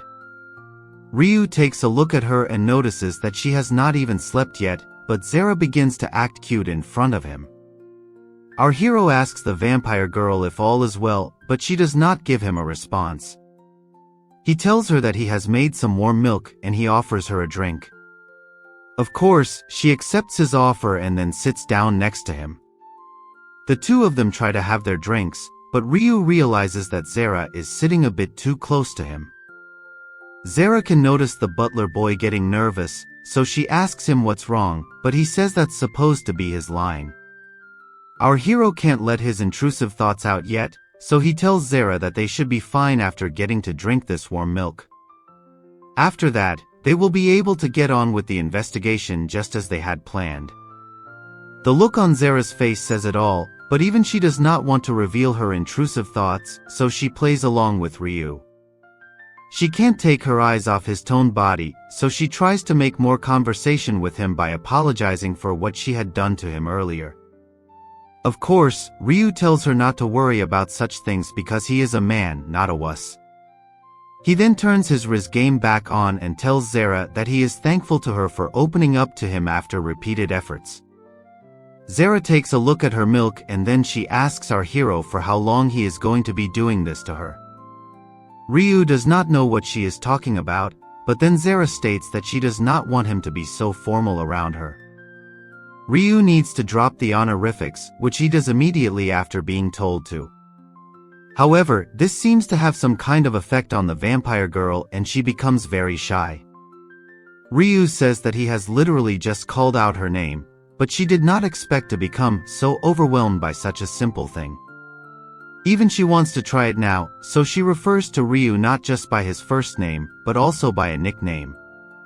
The blushing just won't stop from the vampire girl, so our hero realizes he needs to put a stop to their hormones right now. It's time to continue the search for the dragon, and soon enough, the couple reaches the mountain that the old lady had told them about earlier.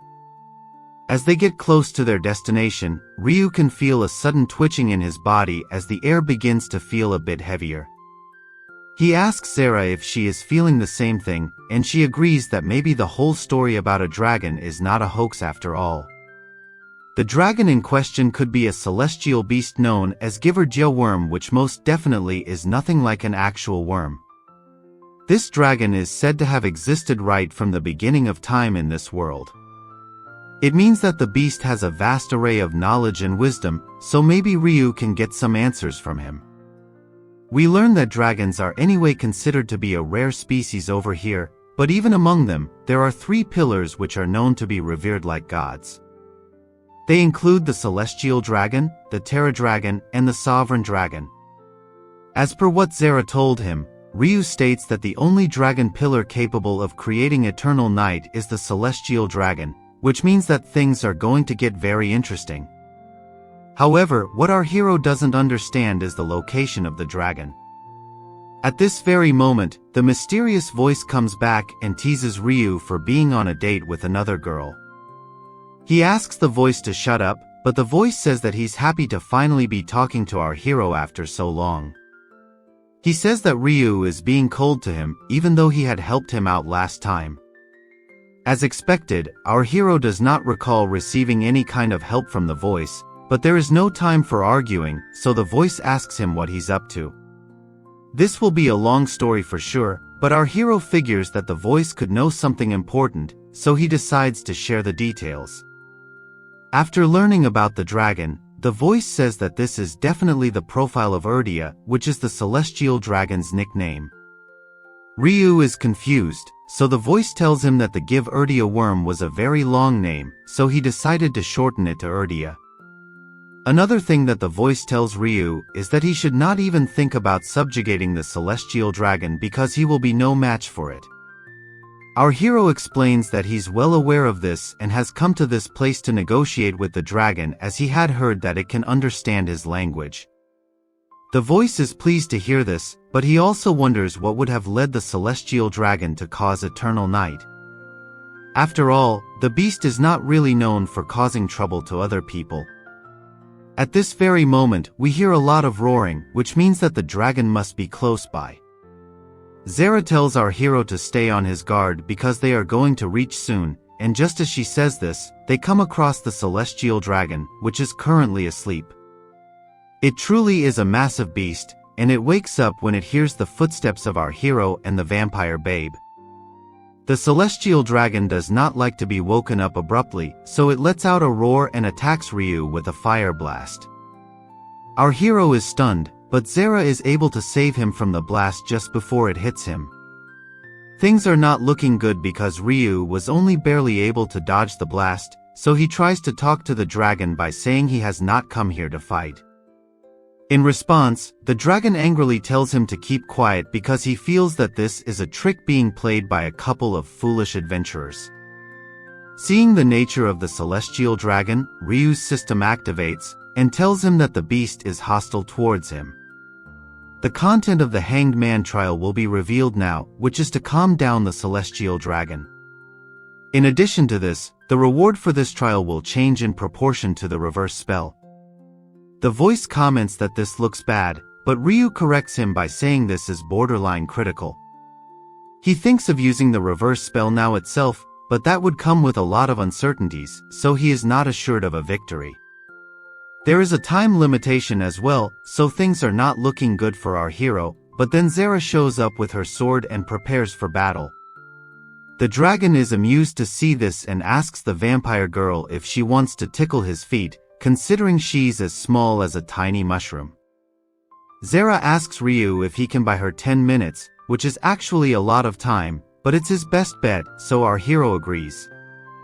He knows that it will be the end of him if he fails, but he'll most likely perish either way.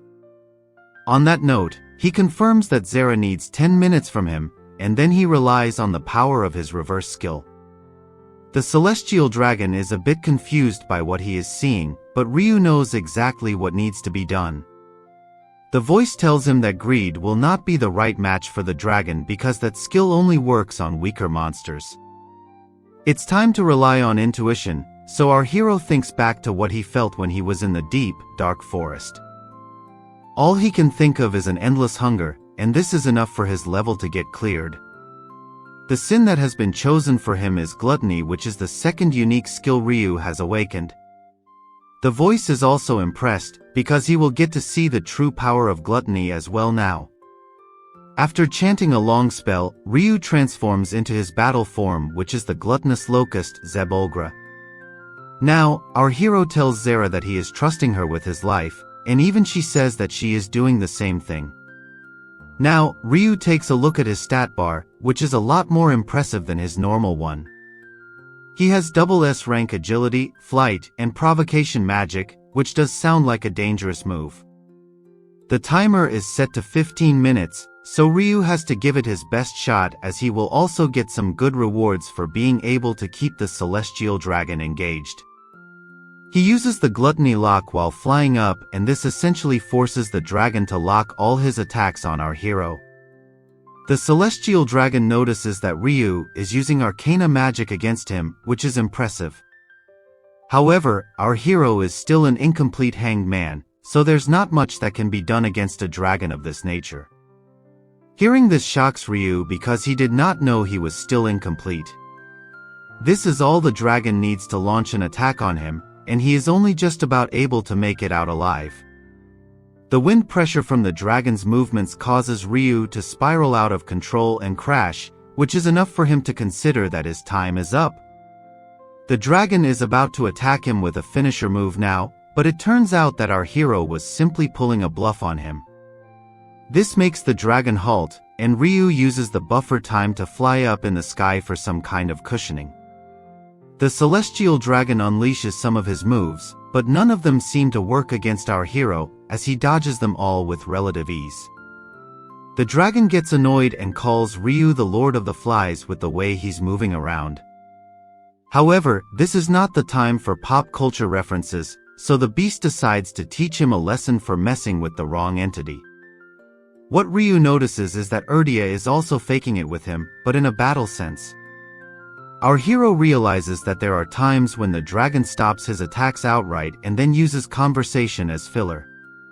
This means that the beast is hiding something for sure, and Reijou needs to figure out what it is. He can sense a breakthrough soon in this fight, and he goes up into the sky, letting the dragon follow him as well. The two opponents lock eyes in the middle of the nightly background, and Reijou says it's time to kick off a game of life and death, which shall be played in the format of tag. The battle is rather intense, with the dragon chasing after Reijou with lightning-level speed. Our hero is able to dodge the beast, but he starts to feel the heat with the rising intensity of the battle. The voice decides to cheer him on by saying he should do his best, but then he also tells Reijou that if he fails, then he will meet a slow and miserable end, which is not what anyone wants to hear while fighting a dragon. Reijou tells the voice to shut up, and then we shift to the dragon, who gets annoyed by all this dodging. He calls out Reijou for only being able to run away from him, and he questions his ability to challenge a beast like him. However, our hero simply says that he is not trying to challenge the dragon at all. On that note, he turns to Zera and asks her how much time is left for her to do her thing. His reverse mode is only active for another 5 minutes, which means that Reijou has been able to successfully evade the dragon for 10 minutes. Now, we turn to Zera, who has used this time to accumulate an insane amount of power, just like Goku with his spirit bomb. She strikes a pose and unleashes some dark vibes, which make the dragon realize that she is indeed the Vampire Night King's ancestor who has managed to awaken his power. The celestial dragon knows that the Vampire Night King was a formidable opponent, so he decides to stop holding back. This makes Reijou alert, and he tells the beast that he will not allow him to hurt Zera. However, even before he can finish his sentence, our hero is smacked away by the dragon's blast and he crashes to the ground. Reijou doesn't look like he will be able to recover from such an attack, and then the dragon descends to the ground. The beast says that provocation magic is nothing more than a futile attempt from a winged insect. He will just wipe out Reijou and Zera together, which is bad news even for the voice, who tells our hero that it's over now. After all, if Erdia has gotten serious, it will only take him a couple of seconds to turn both his opponents into a lump of flesh. Something does not seem right to Reijou, because if this was the case, then there was no reason for the dragon to go easy on him for 10 whole minutes. Every single time Reijou had found himself in a position in front of the mountain, the celestial dragon had held back, but now it's preparing a blast attack. However, even though the dragon is capable of wiping out the entire mountain, it chose not to do so, and decided to descend first so that he could get closer to Reijou. Our hero wonders if it's because the dragon does not want to destroy the mountain, but then he figures it could be because he is trying to protect something hiding inside the mountain. Anyway, the attack is unleashed and it's heading straight towards Reijou, but he is able to hold it off by unleashing his own Cerberus attack. This is good enough to create a massive explosion which lights up the sky, but then we see our hero bruised and battered on the ground. The celestial dragon is annoyed to see that Reijou was able to devour his magical power and even weaken him a bit. However, our hero can't move anymore, so it's all but over for him. The dragon decides to finish him off, but Reijou says that he feels no fear even though he can't move anymore. This is because he trusts in Zera, who has finally awakened after taking a lot more than 10 minutes. She says sorry to Reijou for taking up so much time, but he says it's fine because he was able to last this long. He leaves the rest to her, and this allows the vampire girl to call upon the vampire king for his powers. She swears upon her blood that the night is hers, and the dragon is shocked to see that she is actually a direct descendant of the vampire king. Zera only scolds the beast for beating down Reijou while he was protecting her, so she unleashes her wrath. Reijou is amazed to see the power of the vampire king, and Zera says that since he had accepted her for who she is, this is not only her descendants' power, but also her own power added to it. Now, Zera's eyes turn demonic and it looks like the spirit of the vampire king is talking through her now. After all, he claims to be the Daywalker who was able to conquer the sun, unlike Muzan. Zera also states that the blood of the ancestor who committed thousands of atrocities now flows through her. If this was the actual vampire king, then even a dragon would not be able to stop him because he has the strongest blood in the world. However, Erdia himself does not look like he is going all out, and instead, he simply mocks Zera for imitating an ancient relic. As Zera prepares her attack, she states that she has been holding back this power which has been accumulated over years of drinking blood. Her magic sword is now at its full potential, and she will use its power to protect those who are dear to her. With that, Zera blasts the dragon with her ultimate sword technique known as Vampire Lord. It's a direct hit, but the dragon is still alive, so Zera uses the ultimate drain technique, known as Nosferatu. With that, the celestial dragon is defeated, and Reijou gets an update that he was able to survive its wrath. His strength of existence and max mana pool get increased, which means he has grown another level. He asks Zera if she ended the dragon, but she says she was only able to drain its magical power. This is good enough for the beast to lay dormant for a while, so Reijou tries to talk to the dragon now. However, Erdia says that there will be no words exchanged between them at all. He then calls the adventurers greedy and states that he has not lost yet. As he tries to get up, Zera is confused because the dragon would have definitely given her a run for her money had he released the night barrier. Even Reijou realizes that the dragon could have conserved more of his magic power that way, and if he is to consider how easy the beast went on him and Zera earlier, something is definitely missing. Our hero gets closer to the dragon, but this makes Erdia nervous, so he tells him not to get closer. Reijou reassures him that he won't do anything to Erdia, but the dragon continues to panic. Reijou does not understand this behavior, but then he feels something on his legs, and it happens to be a cute little bunny with a horn. Both Reijou and Zera are surprised to see this bunny, which then hops onto Erdia for comfort. The dragon tells the bunny to escape and to stop worrying about him, but the bunny refuses to leave. Erdia tells our hero that he better not do anything to the bunny, otherwise he will get really serious with him and Zera. The dragon's intentions are now very clear, so both Zera and Reijou realize that there has been a very big miscommunication. Our hero goes to touch the bunny, and it makes Erdia nervous, but then he sees Reijou petting the bunny calmly, which makes it happy. Both the bunny and the dragon are confused by Reijou's gesture, so our hero explains to them both that they need to talk to clear out the massive misunderstandings that have been caused between them. Once the dragon and bunny realize their mistake, the both of them say sorry for the massive misunderstanding. The dragon says that he let his temper get to him, but Reijou apologizes for not knowing about their circumstances. Now, we learn that Q is the phantom beast Al-Mirage, whose meat has immense magical power. Those who consume this meat can break through their growth limits. This is why Q is in high demand, and he can also heal his wounds with moonlight. It's no wonder the dragon attacked our hero and his babe, since they are adventurers. Now, it makes sense that there is eternal night, and Reijou understands everything. It also seems as though some marking has been put on Q. This allows adventurers to find him no matter where he is. Reijou figures he can learn about this marking back at the castle, and then the dragon says he can call him Erdia. Our hero asks if this nickname is known amongst the others, but Erdia says that only the other 2 dragon pillars and Q call him that. We also learn that the sovereign dragon is the most annoying amongst the dragon pillars. However, even though this beast can interfere with arcana, it's extremely cold to those who don't interest it. Erdia reminds Reijou that he wanted to ask something, so Bro asks him to come to the demon castle with him.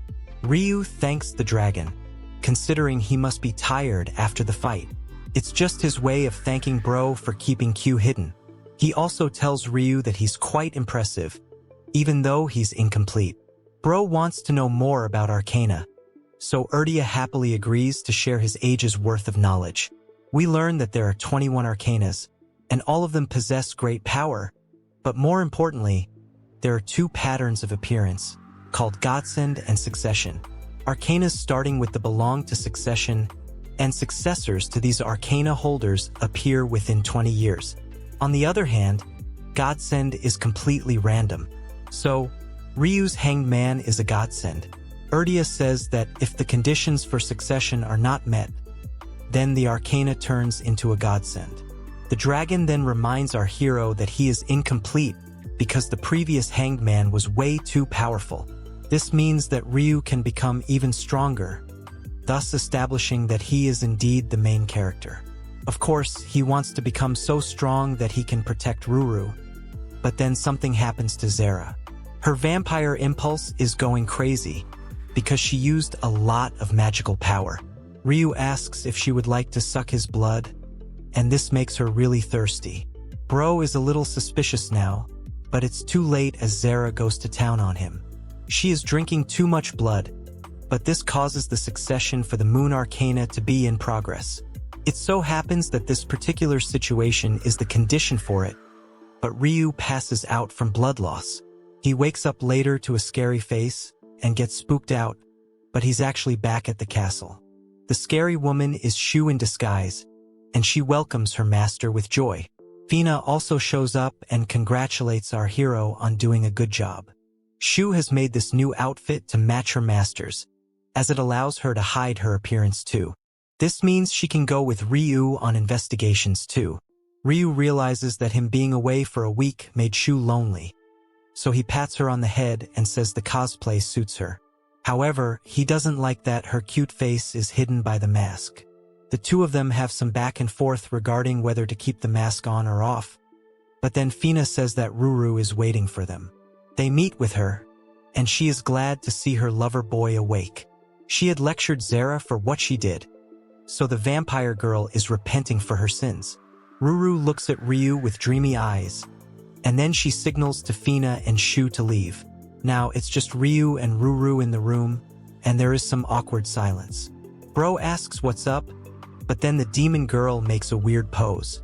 Reijou has no idea how he should react to this, so Ruru scolds him for being so clueless. He must be lonely, having not seen her for a week, but even she must be feeling the same way. Now, Ruru says that she is allowing Reijou to hug her for now. Since Reijou is a butler, he feels it's disrespectful, but his mistress says that this is an order. With no other option, our hero gives the demon girl a hug, and it's a wholesome moment. Ruru asks if Reijou likes her, and he says respectfully, because he is a man of culture. After they are done, Ruru says that the reward is over, so she asks him to catch up with her. Bro says bye, but tells us that this is bad for his heart. Now we move to the Demon Castle's tea house, where Ruru's 32nd Imperial Conference begins. Zera and Nell both applaud her poise and grace, but Q and a dragon girl are also seated there, not understanding this social norm. Reijou figures out that this is Erdia in human form, so she is actually a female. Bro calls her cute, and this makes her blush. Ruru says this is not the time for idle talk, and they need to get to the matter at hand, namely the case of the village where the sun doesn't rise. Reijou and Zera are told the investigation this time was a very important one, as the dragon releasing the barrier allowed the village to return to daily life. The issue with the sunshine grass has also been resolved due to this. However, Ruru is a bit jealous of how close these two have become, so she would like to know more about it. The main topic now is to stop the adventurers who are looking for Q. Nell is told about Q's marking, and they should try to release the magic rather than dispel it. Before Nell can say anything, Zera suggests ending all the adventurers, but we are not in Attack on Titan, so Ruru says she does not want any blood to be spilled. Shu suggests that she can just eat them all up to avoid any blood, but it would be best to just appreciate this as a dark joke. Nell says that an incapacitation curse would work wonders, although she clarifies this would only work on men. She turns over to the dark side herself by saying she would like to go for their elephants, but she is stopped before continuing. Ruru is not impressed by any of these solutions, so she decides to do it herself. She figures it would be best to just scare these people away, but in proper fashion. Ruru turns to Reijou and says that she will make him famous across the demon country. He will be marketed as a demon too, but Bro is completely clueless. Now, we move to a snake that gets slashed down by someone, and we can see that it is the A-rank party, the Shining Sword. The member Lloyd asks Kai about the mark on Q, but he says it's not moving much from the demon castle. The girls say it's bothersome that they didn't end Q faster, because the wound must be gone by now. A girl named Ruri is told that failure is out of the question, because it comes from the Archbishop of Babel from the Lux Empire. It may seem a bit extra, but they will have to sneak their way into demon territory. Of course, they are hopeful that the reward will increase if they take care of the demons too. But they must take care of the hero killer known as the Dirty Blood Wolf. That monster also dwells within the demon territory, but Ruri feels that they can take down an S rank. She has the library skill, which gives away the enemy's status to her, so she can find out the wolf's weakness in a flash. Kai is not sure that it will go so well, but now they are entering the next area, so they need to be careful. The party is finally within the demon territory, but then it becomes night all of a sudden. Tensions are high, and then someone seems to be coming here. Now, there is a narration that hypes up this person as someone who commands endless dragons and beasts. He looks like a demon too, with the horn of a black goat, mask of a crow, wings of insects, snake ring necklace, and sword of a black lion. Of course, this is just Ruru's narration from before, making her lover boy some kind of god rebel who disrespects the heavens. This play will be like the second coming of Verna the demon, so Bro has to threaten the heroes to the fullest. A shady character appears in front of the heroes now, but it's just Reijou in character. Lloyd tells everyone to get ready for battle, but the black magic power overwhelms them. Ruri can't see any status, so her skills will be of no use here. Reijou welcomes the adventurers and tells them that his name is Hugin. He then says he does not intend to fight, but rather to entertain and negotiate. Lloyd is confused by this, so Reijou tells him to release the mark on Q. The party members are shocked that Reijou knows their objective, but also ask what's in it for them. However, Bro tries to act cool by saying the merit is in their safety. Ruri simply says the negotiations won't work as they have a job to do.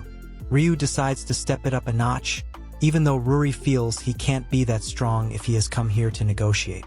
Of course, right as she says this, Bro flexes some of his power by trapping everyone in his chains. Once again, Reijou asks if the party would like to negotiate, but Ruri says no like a fool. That's our hero's sign to bring out the big guns. And that's when everyone hears a chilling growl. It's none other than the death-mound Great Wolf, which is not looking at the hero party favorably. Reijou is spooked, but then Reijou farms a lot of aura by petting the beast and making it relax. With that, Reijou tells the party this is an ultimatum. They can either release the mark or perish without mercy. There is no other option, so they agree to do so, and Reijou is happy that his mistress will get what she had wanted all along. Now that this is dealt with, we see the heroes next to a carriage, and they all seem to be asleep. Reijou asks Nell if this is fine, but she says she has simply put them under a sleeping curse. They will wake up soon, so they need to be taken away as far as possible. Zara calls out to Reijou and tells him he was really cool, but this only makes Ruru jealous. She did not want the vampire girl to say it before her, but the moment has passed. Now, the giant wolf turns back to the sweet and innocent Shu, who asks her master if she did a good job. Of course, Bro has to cover her first, but he does say that she did excellent. Our hero wants to know about the marking, and we see that it has indeed vanished from Q. Erdia is extremely happy, and so is the bunny. Reijou is satisfied that this was worth the effort, and Ruru tells him that such things are expected from him. Ruru used her big brain energy too, as she used the Bible of the demon Verna to make this happen. Of course, Verna's appearance is quite similar to Ryu's reverse form, but let's save that story for another day. Nell transports the heroes, and the others go ahead, looking forward to a nice meal in the castle. Ruru is feeling a bit off, but she tells the others to go ahead as she has some business here with Reijou. Zara gets nervous, but she leaves as well. Our hero asks his mistress what's up, so she says once again that she is truly grateful for what he did for Zara. However, she feels powerless that she couldn't save her or even Reijou for that matter. Bro tells her this is false, because Ruru saved him when he was abandoned and betrayed. Zara treasures her too, which makes her relieved. After all, Ruru did her best to treat the vampire girl like family, but she would only take it as kindness, rather than the truth. Anyway, the atmosphere becomes calm, and Ruru says she must be great too, for having saved the main character of the story. Bro compliments her, and then she decides to tell him a secret about her arcana. There is some kind of distortion between Ruru and Nell, and then we move to the Great Elven Forest. We see the head of the Ermel Duchy, named Ermel, and the Demon King himself, Rurukia. They hope to talk to the Elf Chief, although that doesn't seem too likely, given the shady nature of their mission. They need some information on Babel and the other of humanity's 5 unexplored great dungeons. There could be a secret treasure within these dungeons that could break a particular curse, but if it doesn't work out, then the cat will be out of the bag. After all, the transportation device and magic sealing curse on Ruru, coupled with the berserk curse on the Deathmount Great Wolf, are all high-class curses that can only be used by a limited number of people. We then hear about the forbidden art that almost ended Ruru when she was little, causing her arcana to be sealed away. If the incapacitation curse can't be lifted, then Ermel will have to do the unspeakable. After all, the use of ultra-dark magic against the demon princess is high treason. With this in mind, Ermel agrees that he will end Nell if the time does come for it. What exactly is this new development? Can Reijou do something about this and save Nell from this strange fate? Where is the story heading, and how is our hero going to become the ultimate Giga Chad Pro Max? There's more to learn, but sadly, we have come to an end for today's video. Like, share, and subscribe if serving demon girls is your new favorite activity. Who's the best demon girl? Is it Ruru, Fina, Nell, or Zara? If you like Reijou, then show this video some views so that I can keep uploading